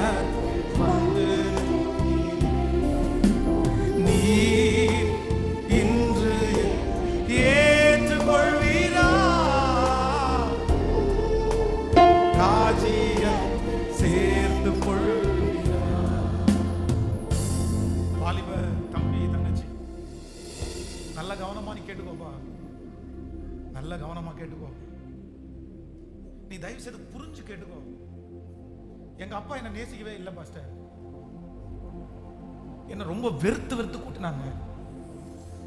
எங்க அம்மாவும் என்ன சுத்தமா நேசிக்கல. நான் இப்படிப்பட்ட ஒரு காரியத்தை சூஸ் பண்றதுக்கு, நான் இந்த பர்சனை லவ் பண்றதுக்கு, இல்லைன்னா நான் இந்த மாதிரி சேட்டிங் பண்றதுக்கு வேற யாருமே காரணம் இல்லை பாஸ்டர். என் அம்மா அப்பா தான் காரணம். அன்புக்காக தேடி போவேன், வல்லுன்னு விடுவாங்க, எரிச்சலா விடுவாங்க. ஏதோ ஒரு கணவன் மனைவி பாஸ்டர், நான் இப்படி இருக்கிறதுக்கு யாரும் காரணம்னு நினைக்காதீங்க, என் மனைவி தான் காரணம், என் கணவன் தான். நான் அப்படியே அவ்வளோ அவ்வளோ பாசத்தோட போகும்போது அவ்வளோ அப்படியே எடுத்துரிஞ்சது மாதிரி பேசி என் மனசை கல்லாக்கிட்டா, என் மனசை கல்லாக்கிட்டாரு. அவர் தான், அவர் இப்படி பண்ணிட்டாரு. என்ன சிஸ்டர் பிரதர், இன்னைக்கு நீங்க சொல்லலாம், வாலிப தம்பி இன்னைக்கு சொல்லலாம். ஆனா ஒரு நாள் உங்க வாழ்க்கையை அழிச்சது அவங்கல்ல. அவங்க பேரை சொல்லி நீங்களா தானா அழிஞ்சிட்டீங்க அப்படின்ற ஒரு உணர்வு வரும்போது உங்களால நிறைய பேரால் அதை பொறுத்துக்க கூட முடியாது. யாருமே காரணம் ஆயிட மாட்டாங்க. அப்படிதான் இருப்பாங்க. என்ன பண்ண முடியும்? அப்படிதான் இருப்பாங்க. என்ன செய்ய முடியும்? எல்லாருமே ஒரே மாதிரி இருப்பாங்களா? எல்லாருமே நம்மளை தட்டி கொடுப்பாங்களா? எல்லாருமே நம்முடைய உணர்வுகளை புரிஞ்சுக்குவாங்களா? புரிஞ்சுக்க தெரியுமா? நீங்க மனசுக்குள்ள யோசிக்கிறத அவங்களுக்கு எப்படி புரிஞ்சுக்க தெரியும்? உங்க மனசு அவங்களுக்கு எப்படி தெரியும்? தெரியாது. சில உணர்வு இல்லாத இருதயம் சுத்தமா புரியாது அவங்களுக்கு. நீங்க சொல்ல வர்றது என்னன்னு கூட அவங்களுக்கு புரியாது. ஏன்னா அவங்களுக்கு உணர்வே இல்லை, அவங்களுக்கு அந்த ஃபீலிங்ஸே இல்லை, புரியாது. அவங்கள புரிய வைக்க முடியாது.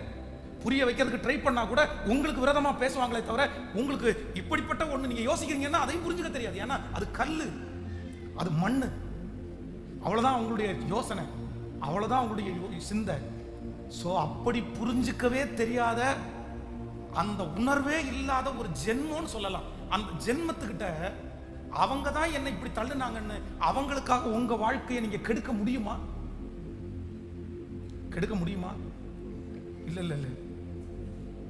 ரொம்ப ஜாக்கிரதையா இருக்கணும். சவுல் வந்து ஃபர்ஸ்ட் பண்ணின தப்பு என்ன தெரியுமா?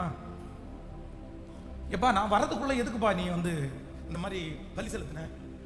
அதுக்கு ஒரு ரீசன் சொன்னா, ஜனங்கள் எல்லாம் என்ன சிதறி விட்டு போறாங்க, அதனால இவங்க சீக்கிரமா என்ன விட்டு போயிட்டாங்கன்னா எல்லாரும் போயிட்டாங்க, யுத்தம் பண்ண முடியாதுன்றதுக்காக ஒரு ரீசன் சொல்லுவார். சரி, அந்த ரீசன் வந்து சரியான ரீசன் இல்ல, காத்திருக்கணும். ஆனா கூட தீர்க்கதரிசி சரி பரவாயில்ல விட்டுரு, நீ ஒரு காரணம் சொன்ன விட்டுரு அப்படின்ட்டு.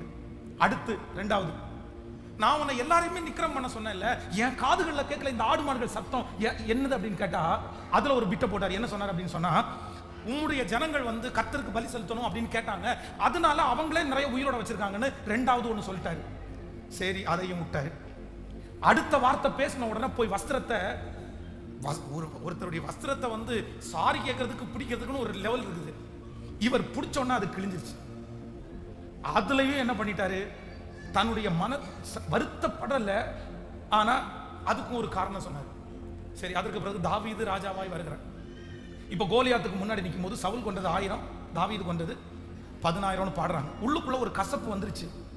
இந்த கசப்பை சரி பண்றதுக்கு தாவீத வீட்டினுடைய வேலைக்காரனா வரும்போது தாவீது வேலைக்காரனா வரா. சரி, அவர் ஒரு கசப்பா இருக்காரு, நான் வேலைக்காரனா அப்படின்றத நிரூபிச்சிட்டான். ஆனா என்ன பண்றாரு தெரியுமா? அந்த கசப்பை விடாம இந்த தாவீதை கொல்றதற்கு அவன் கிட்டார் வாசிச்சுட்டு இருக்கும் போது இவருடைய ஈட்டி எடுத்து எய்றாரு. அவன் வீட்டுக்குள்ள உட்காந்துருக்கான். அதனால தான் தாவீது சொல்கிறான், மரணத்திற்கும் எனக்கும் ஒரு அடி தூரம் கூட இல்ல, கொல்ல பார்த்தாரு. சரி, இவர் மாறுவாரு, இப்படி இல்லை நீங்க நினைக்காதீங்க, உங்களுக்கு விரோதமா நான் எப்பவுமே எழும்ப மாட்டேன்னு தாவீது ஒரு டைம் இல்ல பல டைம் வந்து தன்னை நிரூபிக்கிறாரு. இல்லையா இல்லையா இல்லையான்னு விடல. அதுக்கப்புறம் என்ன பண்ணாரு, சரி இவனை நம்ம அழிக்க முடியாது, எதிரியின் மூலமா தான் இவனை அழிக்க வைக்கணும்னு சொல்லிட்டு, எப்பா பெலிஸ்தருடைய நுனித்தோலை கொண்டு வாப்பா அப்படின்னு சொல்லிட்டாரு. அது பயங்கர கஷ்டம். அது வந்து பராக்கிரமசாலிகளுடைய நுனித்தோல். இவன் சின்ன பையன், எப்படி போய் எல்லாரையும் ஜெயித்து எடுத்து வர முடியும்? பரவாயில்ல, அவன் திரும்ப இவன் போய் ஜெயிச்சுட்டு வரான். இதுலயும் சாதலையாடா நீ அப்படின்னு நினைச்சிட்டு அடுத்து ஒரு பிளான் பண்றாரு. தன்னுடைய சொந்த மகள் மீகாள், அழகான பொண்ணு, தாவீதுக்கும் ரொம்ப பிடிக்கும். சரி, இவளை கல்யாணம் பண்ணி வச்சு அப்படியே இவனுடைய பெட்ரூம்ல இவனை கொல்லலான்னு சொல்லிட்டு அந்த பெத்த பெண்ணிடத்துல போய் பேசுறாரு. எங்க போது பாருங்களேன், இவனை அழிக்கணும் அப்படி போயிட்டு, ஏமா அவனை கொன்று நான் அவனுக்கு என்ன வேணாலும் உனக்கு செய்து தரேன். அந்த பொண்ணு என்ன சொல்லுது அப்படின்னு சொன்னா, நீ நினைக்கிற மாதிரி இருக்காதுப்பா, வேண்டாம் அப்படின்னு சொல்லி அந்த பொண்ணு தாவீதை தப்பு வைக்கிறது. நீயும் பண்ணிட்டியா? தன்னுடைய மகனிடத்துல போறாரு, அவனை கொன்று, அவன் நமக்கு விரோதமானவன்.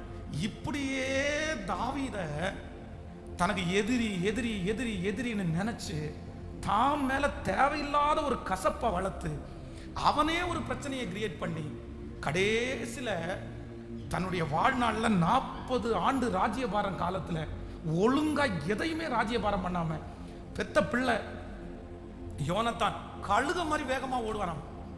அவன் ஒரே ஒருத்தன் போய் எதிரி வந்து நிக்கிறாங்க, கூட்டமா குவியலா வந்து நிக்கிறாங்க, இவங்க எல்லாம் பயந்து போய் நிற்கும் போது ஒரு ஆயுததாரியை மட்டும் தான் கூட கூட்டிட்டு என் கூட வரையான்னு கூட்டு தவழ்ந்து தவழ்ந்து நடந்து போய் கர்த்தர் நமக்காக யுத்தம் பண்ணுவார்னு சொல்லி விசுவாசம், வேகம், அன்பு, சகல குணமும் உள்ளவன் அந்த அவனுடைய மகன். அவனை மாதிரி கிடையாது, அப்பா மாதிரி கிடையாது, பிள்ளை சக்கரை கட்டினுவாங்களா அந்த மாதிரி. அந்த பிள்ளையினுடைய வாழ்க்கையே நசிப்பிச்சு தான் கூட சேர்ந்த அந்த பிள்ளையும் சாகிற அளவு கொண்டு வந்து விட்டது யார் தெரியுமா? இந்த மற்றவங்க மேல குறி, நீ தாண்டா, தாவீது தான் எனக்கு காரணம். நீ மட்டும் அன்னைக்கு சவுல் கொண்டது 1000, தாவீது கொண்டது 10. என்ன அதுக்கு இப்போ என்ன பண்ண முடியும்ப்பா? பாடிட்டாங்க, இப்போ என்ன பண்ண முடியும்?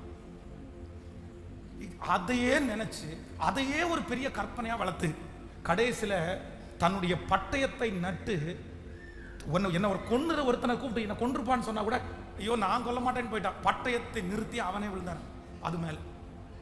எப்படி இருக்கும் பாருங்களேன். அப்போ ஒன்று நினைத்துக் கொள்ளுங்கள், என்னுடைய தவறுகளுக்கு இன்னொருத்தர் காரணம் அப்படின்றது நியாயப்படுத்துறதை விட என் வாழ்க்கைக்கு யார் தான் காரணம்? நான் நல்லா இருக்கிறதுக்கு யார் தான் தேவை? சொல்லுங்க. உன்னை சுற்றி 1000 பேர் வந்தாலும் 10,000 பேர் விழுந்தாலும் அது உன்னை சொல்லுங்க எல்லாருமே அணுகாது, அணுகாது, அணுகாது. எனக்கு ஒரு கிருபையை கொடுங்க ஆண்டவரே. என் தவறுல இருந்து நான் தப்பிக்கணும்னா ஃபர்ஸ்ட் உணர்வு என்ன வேணும்? அதான் நம்ம நிறைய பேர் ஒரு ஸ்டோரியை நீங்க கேட்டிருப்பீங்கன்னு நினைக்கிறேன். வெள்ளரிக்காய் சொல்லியிருக்கேன். வெள்ளரிக்காய் திருடிட்டு வரும்போது அம்மா வந்து 2 ஸ்கூல் படிக்கிற பசங்க வெள்ளரிக்காய் திருட போனாங்களாமா. அப்போ ஒரு அம்மா வந்து கொஞ்சம் கசப்பை உள்ள போட்டு சமைச்சு கொடுத்தாங்களாமா. அவன் என்ன மம்மி நான் கொண்டு வந்த வெள்ளரிக்காய் கசக்குதுன்னு சொன்னோன்னே அவங்க அம்மா சொன்னாங்களாமா, திருடி கொண்டு வந்திருக்கிற வெள்ளரிக்காய் கசக்க தாண்டா செய்யும், அது இனிக்காதுன்னாங்களாமா. அன்னையோட அவன் திருடுறத விட்டுட்டானாமா. இன்னொரு அம்மா வக்கனையா சமைச்சு கொடுத்தாங்களாமா. அவன் சாப்பிட்டுட்டு என்னமா இவ்வளோ டேஸ்டா இருக்குது, அந்தரங்கத்தில் புசிக்கிற தண்ணீர் இன்பமா தாண்டா இருக்கும்னாங்களாமா. அப்ப இவனுக்கு வந்து திருட்டு மேல ரொம்ப பற்றுதலாகி கடைசியில் கொலகாரனா மாறி வந்து தூக்கு தண்டனை கைதிக்கு போனாங்களாம். அப்போ சொன்னாங்களாமா, அவனுடைய கடைசி ஆசை என்னன்னு கேட்டாங்களாம். எங்க அம்மா ஒரு டைம் பார்க்கணும் நான். ஆமா, அவங்க அம்மாவை கொண்டு போய் நிறுத்தும் போது கொஞ்சம் காதை பக்கத்தில் கொண்டு வான்னு சொல்லி காதை கடிச்சு எடுத்தானா. இது உண்மையான கதையா பொய்யான கதையான்னு தெரியல. இந்த கதையை சொல்றது கேட்டேன். ஏன்டா இப்படி பண்ண அப்படின்னு கேட்டா, நீ மட்டும் அன்னைக்கு நான் வெள்ளரிக்காய் திருடிட்டு வரும்போது என் ஃப்ரெண்டோட அம்மா சமைச்சு கொடுத்தது மாதிரி கசப்பா சமைச்சு கொடுத்துருந்தேன்னா நான் இவ்வளவு பெரிய திருடனா? அவங்க அம்மா சொன்னாங்களாமா, எப்பா திருடனா மாறணும்னு முடிவு பண்ணிட்டேன்னா நான் சமைச்சு கசப்பா சமைச்சு கொடுத்தாலும் நல்லா சமைச்சு கொடுத்தாலும் ஒன்ன மாத்துறதுக்கு. அதனால எங்க அம்மா எனக்கு நல்லா சமைச்சு இப்படி பண்ணிட்டாங்க, அதனாலதான் நான் இப்படி ஆனேன். குற்றம் பண்ணி என்ன பண்ணுவோம்? என்ன பண்ணுவோம் சொல்லுங்க? எத்தனை நாள் சொல்லுவீங்க? உங்க அம்மாவை குத்தம் எத்தனை நாள் சொல்லுவீங்க? உங்க அப்பாவை குத்தம் எத்தனை நாள் சொல்லுவீங்க? நான் ஃபர்ஸ்ட் எல்லாம் படிக்கும்போது எங்க அப்பா என்ன படிக்க வைக்கல, எங்க அப்பா என்ன படிக்க வச்சிருந்தா நான் எப்படி இருந்தேன் தெரியுமா? இங்கிலீஷ்ல பயங்கரமா பேசியிருப்பேன். ஒரு சல்வசி இங்கிலீஷ்லேயே ஆரம்பிச்சிருப்பேன். அமெரிக்கா ஆப்பிரிக்கா அப்படியெல்லாம் கலக்கிட்டு வந்திருப்பேன். அப்படி நல்லா மனசுல நினைச்சேன். ஒரு நாள் பேப்பர் படிச்சுட்டு இருக்கும்போது ஒரு பொண்ணு வந்து ஸ்டேட் ஃபர்ஸ்ட் எடுத்திருந்தா. அந்த ஸ்டேட் ஃபர்ஸ்ட் எடுத்திருந்த பொண்ணு அவருடைய வாழ்க்கை சரித்திரத்தை எழுதியிருந்தா. கிறிஸ்டியன் கிடையாது, உலகத்தில் உள்ள பொண்ணு தான். எங்க அப்பா வந்து குடிகாரரு, எங்களுக்கு வீட்டில் விளக்கு கூட இல்லை, விளக்கு பற்ற வைக்கிறதுக்கு எண்ணெய் இல்லை, அதனால நான் ரோட்டு ஸ்ட்ரீட் லைட்டில் போய் கீழே உட்காந்து படித்து தான் நான் இந்த ஸ்டேட் ஃபர்ஸ்ட் வாங்கினேன் அப்படின்னு அவள் வந்து அவளுடைய டெஸ்ட் பண்ணி எழுதிந்தா. இதை வாசித்து பார்த்த உடனே நான் என்ன தேத்திக்கிட்டேன் என்ன தெரியுமா? நீ படிக்கணும்னு வச்சிருந்தா அன்னைக்கு நீ ஒழுங்கா என்ன பண்ணியிருப்ப? படிச்சிருப்ப. ஸ்ட்ரீட் லைட்டில் ஒரு பொண்ணு படித்து ஃபர்ஸ்ட் ரேங்க் வாங்க முடியும்னா நீ உங்கள் அப்பா குடிகாரனாக இருந்தாலும் கண்டிப்பாக என்ன பண்ண முடியும்? வாங்கியிருக்க முடியாது. படிக்கிறதுக்கு எசலி போட்டுட்டு சோம்பேறித்தனப்பட்டுட்டு இன்னைக்கு வந்து வாத்தியாரை திட்டிட்டு இன்னைக்கு வந்து அப்பா காரணம்ன்றியா? வாயை உடச்சிருவேன்னு எனக்கு நானே பேசிக்கிட்டேன். அன்னையிலேருந்து எங்கேயுமே எங்கள் அப்பாவையும் அம்மாவையும் சொல்றதே இல்லை. நான் என்ன சொல்லுவேன், நான் படிக்காததுக்கு யார் தான் காரணம்? எனக்கு அன்னைக்கு புத்தி இல்லாமல் போயிடுச்சு, நான் மட்டும் கொஞ்சம் யோசிச்சு பண்ணியிருக்கலாம் அப்படின்னு. அதனால இன்னொருத்தரை நியாயம் தீர்த்து காரணம் காமித்து என் வாழ்க்கையை நான் ஒரு நாள் என்ன பண்ணிடக்கூடாது? அழிச்சிடவே கூடாது. என் வாழ்க்கைக்கு முதல் அதிகாரி கர்த்தர், அடுத்த அதிகாரி நான் தான். ஹல்லேலூயா. ஸோ நம்பர் 3, மூன்றாவது, இந்த தவறிலிருந்து தப்பித்துக் கொள்ள, தவறிலிருந்து வெளியே வருவதற்கு மூணாவது ஒரு விஷயத்தை சொல்லி நான் வேகமாய் முடிக்கிறேன். 1 சாமுவேல் 15ஆம் அதிகாரத்தினுடைய 22வது வசனத்தை வாசிக்கலாமா? 1 சாமுவேல் 15ஆம் அதிகாரம் 22வது வசனம். அதற்கு சாமுவேல் கர்த்தருடைய சத்தத்திற்கு கீழ்ப்படிவதை பார்க்கலும் சர்வாங்க தகன பலிகளும் கர்த்தருக்கு பிரியமாக இருக்குமோ பலியை பார்க்கலும் கீழ்ப்படிதலும் ஆட்டுக்கடாக்களின் நினத்தை பார்க்கலும் செவி கொடுத்தலே உத்தமம். செவி கொடுத்தலே உத்தமம். கவனிங்க, மூன்றாவது, ஒரு தேவனுடைய பிள்ளை தவறிலிருந்து நீங்க வெளியே வரணும்னா தவறை கையாளுவதற்கு எப்படி அப்படின்னு சொன்னா, ஒரு தவறை செய்தாயிருச்சு, இப்போ அந்த தவறை திருத்துவதற்கான முயற்சியை தான் எடுக்கணும் அப்படின்னு சொன்னா, அந்த தவறை திருத்துவதற்காக முயற்சி தான் எடுக்கணுமே தவிர தப்பு மேல தப்பு என்ன பண்ணிடக்கூடாது? சொல்லுங்க, பக்கத்தில் கையை பிடிச்சி சொல்லுங்க. தப்பு பண்ணிட்டீங்க சொல்லுங்க. உடனே நிறைய பேர் நான் என்ன பாவியா, தப்பு பண்ணிட்டீங்க. அதான் இந்த வசனத்தை சொல்லலாம், நாம் எல்லாரும் அநேக விஷயங்களில் தவறுகிறோம். நம்மளே பாவம் இல்லை என்பமையானால் நம்மை நாமே வஞ்சிக்கிறவர்களாக இருப்போம். கிறிஸ்து நமக்காக அவர் பாவமானார், அது வேற. ஆனால் நம்ம எதெல்லாம் உண்டாக்கப்பட்டோம்? என் தாய் என்னை பாவத்தில் கர்ப்பம் தரித்தார். இப்போ சொல்லுங்க, பக்கத்தில் கை கொடுத்து சொல்லுங்க, தப்பு பண்ணிட்டீங்க சிஸ்டர், தப்பு பண்ணிட்டீங்க பிரதர், தப்பு பண்ணிட்டீங்க. ஆனா தப்பு மேல தப்பு பண்ணிடுறீங்க. ஒரு தப்பை சரி பண்றதற்கு இன்னொரு தப்பு பண்ணுனா சரி பண்ணிட முடியாது. ஹலோ, கவனிக்கிறீங்களா? நமக்கு நிறைய பேருடைய மூளை என்ன தெரியுமா? ஒரு தப்பு பண்ணிட்டோம், ஒருத்தடத்துல கடன் வாங்கிட்டோம், வட்டி கொடுக்க முடியல. இப்போ இந்த தப்பை சரி பண்றதுக்கு 2 லட்சம் ரூபாய்க்கு 3 லட்சம் ரூபாய் லோனா வாங்கி இந்த தப்பை சரி பண்ணிட்டு அந்த தப்பை, இந்த தவறை விட அந்த தவறு ஈஸியாமா உங்களுக்கு? ஆமா, 2 லட்சம் கடன்ல இருந்து 3 லட்சம் கடன் போனீங்கன்னு தெரியாது. சத்துரு நம்மை நிறைய நேரத்தில் எதுல ஏமாத்திரும் அப்படின்னு சொன்னா, ஏற்கனவே செய்த தப்பை இன்னும் நம்ம திருத்திக்க முடியல. இதை திருத்திக்க முடியாம இருக்கும் போதே இன்னொன்னு இன்னொன்னு இன்னொன்னு சண்டை போட்டு, கணவனாருடைய வீட்டுல இருந்து சண்டை போட்டு வீட்டுக்கு வந்தாச்சு. அதுவே நீங்க எல்லாம் பாக்குறத பார்த்தா அதுவே சரி அப்படின்னு இருக்கு. ஃபர்ஸ்ட்ல அவங்கள்ட்ட விட்டு வீட்டை விட்டு வெளியே வந்ததே தப்பு. இப்போ ஃபோன் பண்ணா எடுக்கலன்னா உடனே கோபம் வருமா? சரி, பொறுத்திருந்து ஒரு 2 வாரம் பொறுத்திருந்து, நம்ம ஏற்கனவே வந்தது தப்பு, கொஞ்சம் பொறுத்திருந்து அடுத்து கொஞ்சம் பேசி ரெடி பண்ணிடுவோம், யாரையாவது அனுப்பி பேசி ரெடி பண்ணிடலாம் அப்படின்னு நினைக்காம, நீ எனக்கு ஃபோன் எடுக்கலையா, நீ யார் கூப்பிட்டா ஃபோன் எடுப்பேன்னு எனக்கு தெரியும், இப்போ வாடா அப்படின்னு சொல்லிட்டு B7 போய் நின்றக்கூடாது, போலீஸ் ஸ்டேஷன்ல மகளிரில் போய் நின்றக்கூடாது.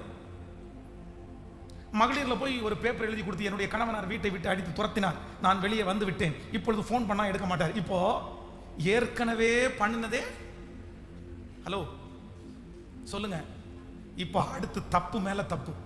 போலீஸ் ஸ்டேஷன் தான் அவரை கூடுவாங்க. கூட்ட உடனே சில ஆண்களுக்கு வந்து போலீஸ்க்கு முன்னாடி எல்லாம் நிற்கிறது ரொம்ப வெக்கக்கேடு.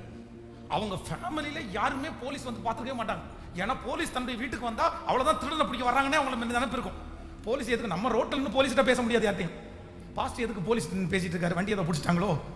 நமக்கு எப்பவுமே என்ன புத்தி தான் வரும், குறுக்கு புத்தி. வக்கீல் நம்மளும் வந்து போனாங்கன்னா என்னோட பிரச்சனை தான் வரும். ஏன் வக்கீல் வேற எதுக்குமே வர முடியாதா?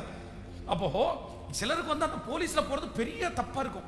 இப்போ போலீஸ்ல போய் அவரை காயப்படுத்தி, இப்போ அவருக்கு அசிங்கப்படுத்தி, ஏப்பா உன் மனைவியை வச்சு உன்னை ஒழுங்கா வாழ முடியாதான்னு கேட்டாங்க அப்படின்னா, அவங்களுக்கு வந்து காயம் ஏற்கனவே இருக்கிற காயத்தை விட இந்த காயம் பெருசு. இப்போ வந்து எப்படி இந்த காயத்தை ஆத்துறது?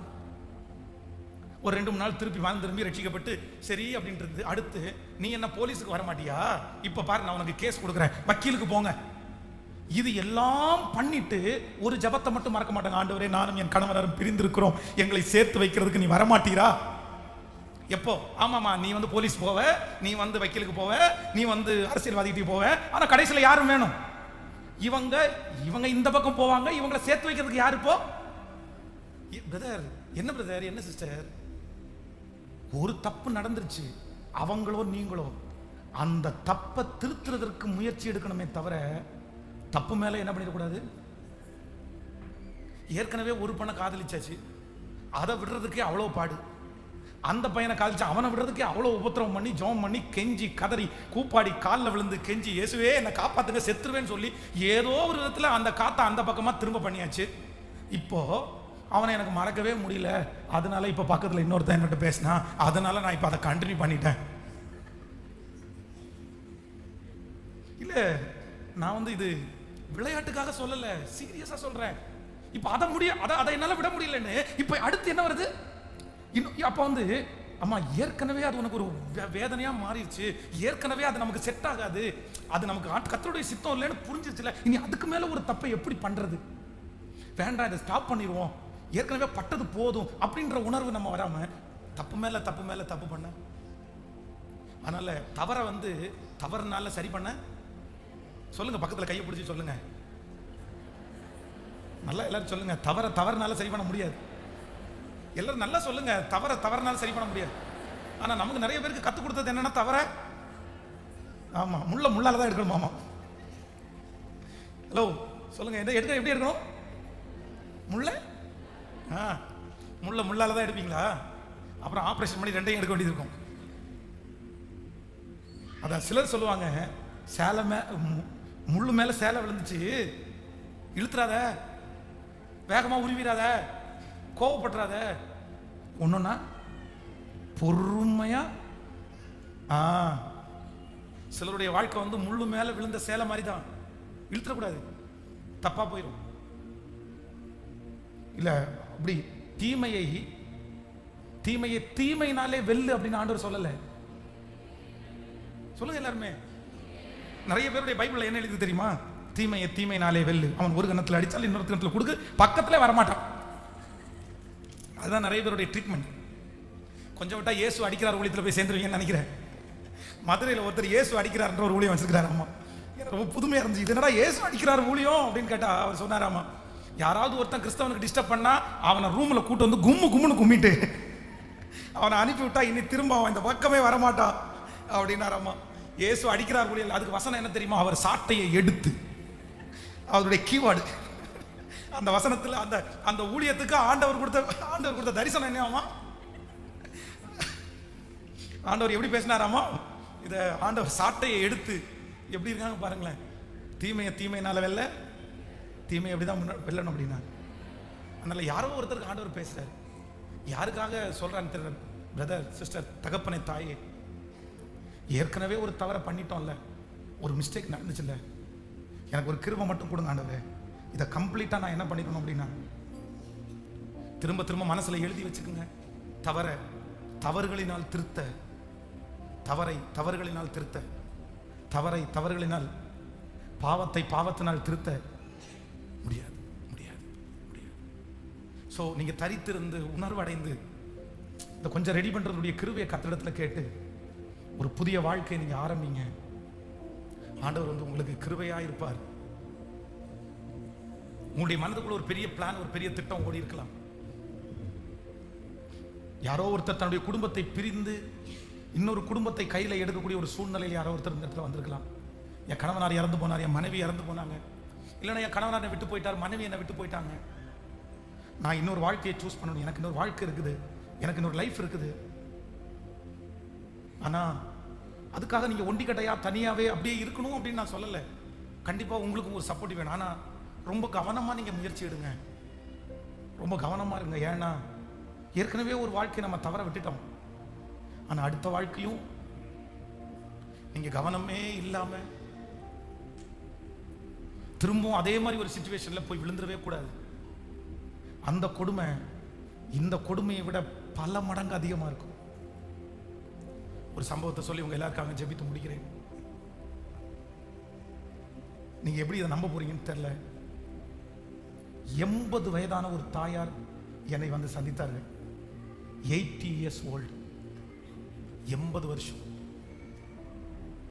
அவருடைய கணவனார் வந்து ஒரு 25-30 வருடத்துக்கு முன்னாடி இறந்து போயிட்டார். 80 வருஷம் வயசுக்கு மேல அவங்களுக்கு என்ன விருப்பம் வந்துச்சுன்னா, தனக்குன்னு ஒரு கணவன் வேணும்னு நினைச்சாங்க. எத்தனை வயசுல? நம்ம நிறைய பேருக்கு விளையாட்டா தெரியும், நிறைய பேருக்கு வந்து என்ன கேவலமா இருக்குமா தெரியும். ஆனா எனக்கு அப்படி கண்டிப்பா தெரியல. ஏன் அப்படின்னா அவங்களுடைய வயது, அவங்க அந்த நேரத்தில் யாராவது ஒருத்தர் தனியா ஒரு பெரிய வீட்டில் குடியிருக்கிறதுக்கு தனக்கு ஒத்தாசையாய் உதவியாய் யாருக்காவது அது உதவியாய் இருக்கணும்னு அவங்களுக்கு தனிமையா இருந்தனால தோணி இருக்கலாம். அவங்க உணர்வை நம்ம தப்புன்னு வந்து இது 80 வயசுல இந்த ஆசை வருமா, 80 வயசுல கல்யாணம் அப்படி சொல்லிட முடியாது. ஸோ என்ன நடந்துச்சு அப்படின்னு சொன்னா, அவங்க ஒரு நபரை சந்திச்சாங்க. அந்த நபர் பேசுறதுக்கு ரொம்ப ரொம்ப இனிமையா பேசினார். அவங்களுக்கு இருக்கும், அவருக்கு ஒரு 65, இவங்களோட ஒரு 10-15 வயசு கம்மியான மனுஷன் தான். இவங்க கேட்டாங்க, நான் ரொம்ப தனிமையா இருக்கிறேன், அதனால யாராவது எனக்கு ஒத்தாசையா இருந்தா நல்லா இருக்கும் அப்படின்னு நினைக்கிறேன், என்ன மேரேஜ் பண்ணிக்கிறீங்களான்னு கேட்டாங்க. அந்த நபர் என்ன சொல்றாரு அப்படின்னு சொன்னா, இதை பாருமா, நான் வந்து பணத்துக்காக எவ்வளோ ட்ரை பண்ண எதுவுமே கிடைக்கல, நான் உன்னை கல்யாணம் பண்ணிக்கிறேன், நான் மேரேஜ் பண்ணிக்கிறேன், ஆனா எனக்கு ஒண்ணு, நீ செத்ததுக்கு பிறகு உன் சொத்தெல்லாம் யாருக்கு வேணும், எனக்கு நீ கொடுத்துடணும். இந்த வார்த்தையை சொன்னதுக்கு பிற்பாடு ஒரு உணர்வு வேண்டாம், ஐயோ அப்ப வந்து இவன் எனக்கு துணையாய் நிற்கிறதுக்கு இவன் விரும்பல, இவன் எதுக்கு தான் ஆசைப்படுறான், என் சொத்துக்கு தான் ஆசைப்படுறான், அதுக்கு தான் என்ன கல்யாணம் பண்ணிக்கிறான்ற அந்த உணர்வே வரல. என்ன கல்யாணம் பண்ணிக்கிறான்ற அந்த வார்த்தை மட்டும்தான் அவளுக்கு முன்னாடி நின்றுச்சு. என்ன கல்யாணம் பண்ணிக்கிறியா, கல்யாணம் பண்ணிக்கிறீங்களா? ஆமா ஆமா ஆமா. முறைப்படி ஆலயத்திலே வைத்து ஃபங்க்ஷன் பண்ணி ரிங்கு மாத்தி செயின் போட்டு ஜாம்னு கல்யாணம் நடந்துச்சு. ஒரு 2-3 மாசம் இவங்க பூட்டிட்டு இவங்க நிக்கல, திரும்பி வேலை ஏதாவது வெளியே போயிடுவாங்க. பாக்கெட் மணிக்கு டெய்லி காசு கொடுத்துருவாங்க. எல்லாம் ரொட்டீனா நடந்துச்சு. திடீர்னு ஒரு நாள் அந்த நபர் கத்தியை தூக்கிட்டு, கொன்றுவன், உன்னை அடிச்சிருவேன். அவருடைய மிரட்டுதல் வந்து இந்த அம்மாவால வந்து இந்த மிரட்டுதல் வந்து தாங்க முடியல. வயசு போயிடுச்சுல, பயம் வருது. கொன்றுவானோ, தன்னை கொன்றுவானோ, தன்னை கொன்னுட்டு அந்த சொத்தை அபகரிச்சிருவானோன்ற அளவுக்கு பயம் வந்துருச்சு. இப்போ அவரை விட்டு பிரியவும் முடியல, இருக்கவும் முடியல. அந்த ஒரு சூழ்நிலையில அவ்வளவு ஒரு வயசான ஒரு தாயார் வந்து என்னை சந்திச்சது வந்து என்னால மறக்கவே முடியும். எனக்கு என்ன பண்றதுன்னே தெரியல. சரி, ஒன்றும் பிரச்சனை இல்லை, நம்ம வந்து ஏதாவது வச்சு பேசி முதல்ல முடிவெடுத்து உங்களை நான் ரிலீவ் பண்ணிடலாம், ஏதாவது பண்ணிடலான் போது அந்த அம்மா திரும்பி சொன்ன வார்த்தை என்ன தெரியுமா? இல்லை, அவர் ஒன்றும் பண்ண வேண்டாம், அவர்கிட்ட ஒன்றுமே பேச வேண்டாம், அவர் என்னை நேசிச்சா மட்டும் போதும், என்னை நல்லா வச்சுட்டா போதும். திருமணத்துக்கு முன்னாடி என்னை பார்த்து ஒரு நாள் கூட அவர் பேர் சொல்லி சொன்னதில்லை. ஏதாவது ஒரு நல்ல ஒரு மொழியில தங்கம் அந்த மாதிரி தான் கூப்பிடுவாரு. ஆனா இப்ப என்ன கிழவின்னு கூப்பிடுறாரு. எனக்கு கஷ்டமா இருக்கு. இல்ல, இது வந்து நம்ம சிரிக்கிறதுக்கு விஷயம் இல்லை. அப்படியா, நான் கலங்கிட்டேன்.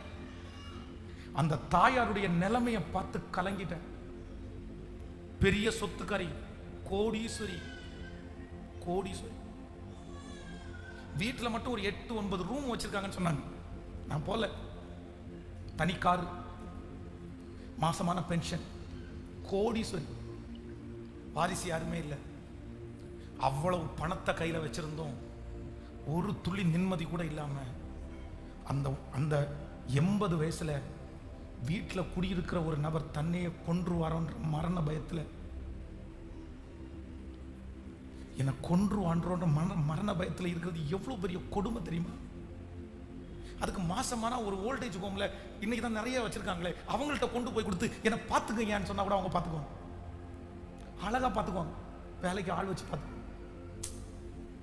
அதனால தப்பு மேல தப்பு பண்ணாதீங்க சிஸ்டர். தப்புனால சரி பண்ண.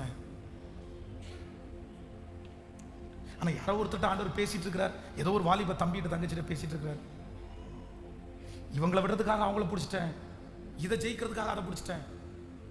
நான் கூலிப்புக்கு அடிமையா இருக்கிறேன், பட் அதுல இருந்து வெளியே வரணுன்றதுக்காக சிகரெட் அடிச்சிட்டேன். நான் சிகரெட் அடிச்சிட்டு இருக்கிறேன், அதுல இருந்து வெளியே வரதுக்காக நான் தண்ணி அடிச்சிட்டேன்.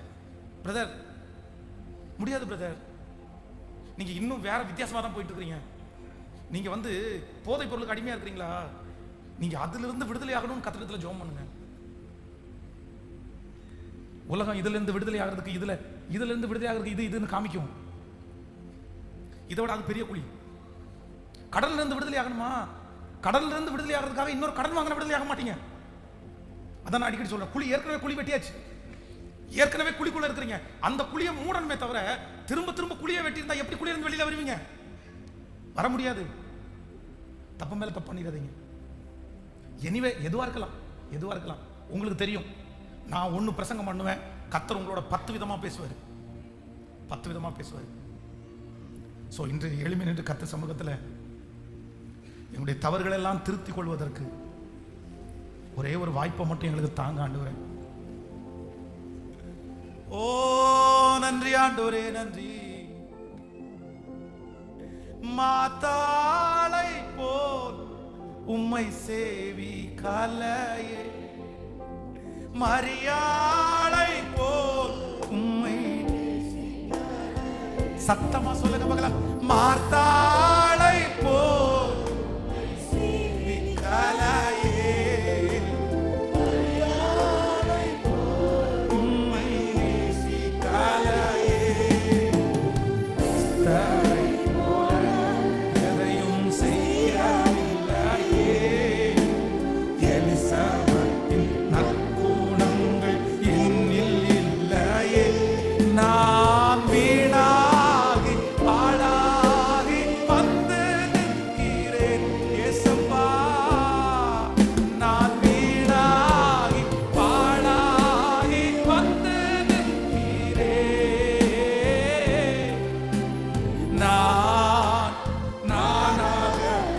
வந்து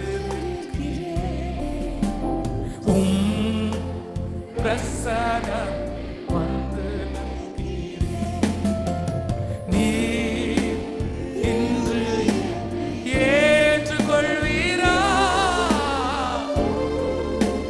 ராஜி சேர்த்துக்கொள்வீரா.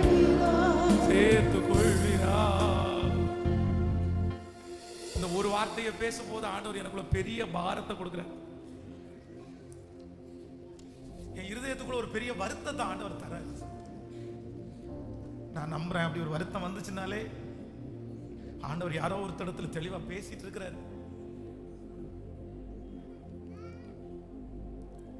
ஏற்கனவே சண்டை போட்டது, ஏற்கனவே வாக்குவாதம் வந்தது, பிரச்சனை தான் பிரதர். அதையே சரி பண்ணாத விதத்துல இன்னொரு டைம் போய் திரும்பவும் போய் அடுத்த வழக்கு அடுத்த வழக்கு அடுத்த வழக்கு அடுத்த வழக்கு, அடுத்த பிரச்சனை அடுத்த பிரச்சனை அடுத்த பிரச்சனை. இதுக்கு முடிவே இருக்காது பிரதர், இதுக்கு முடிவே இருக்காது சிஸ்டர்.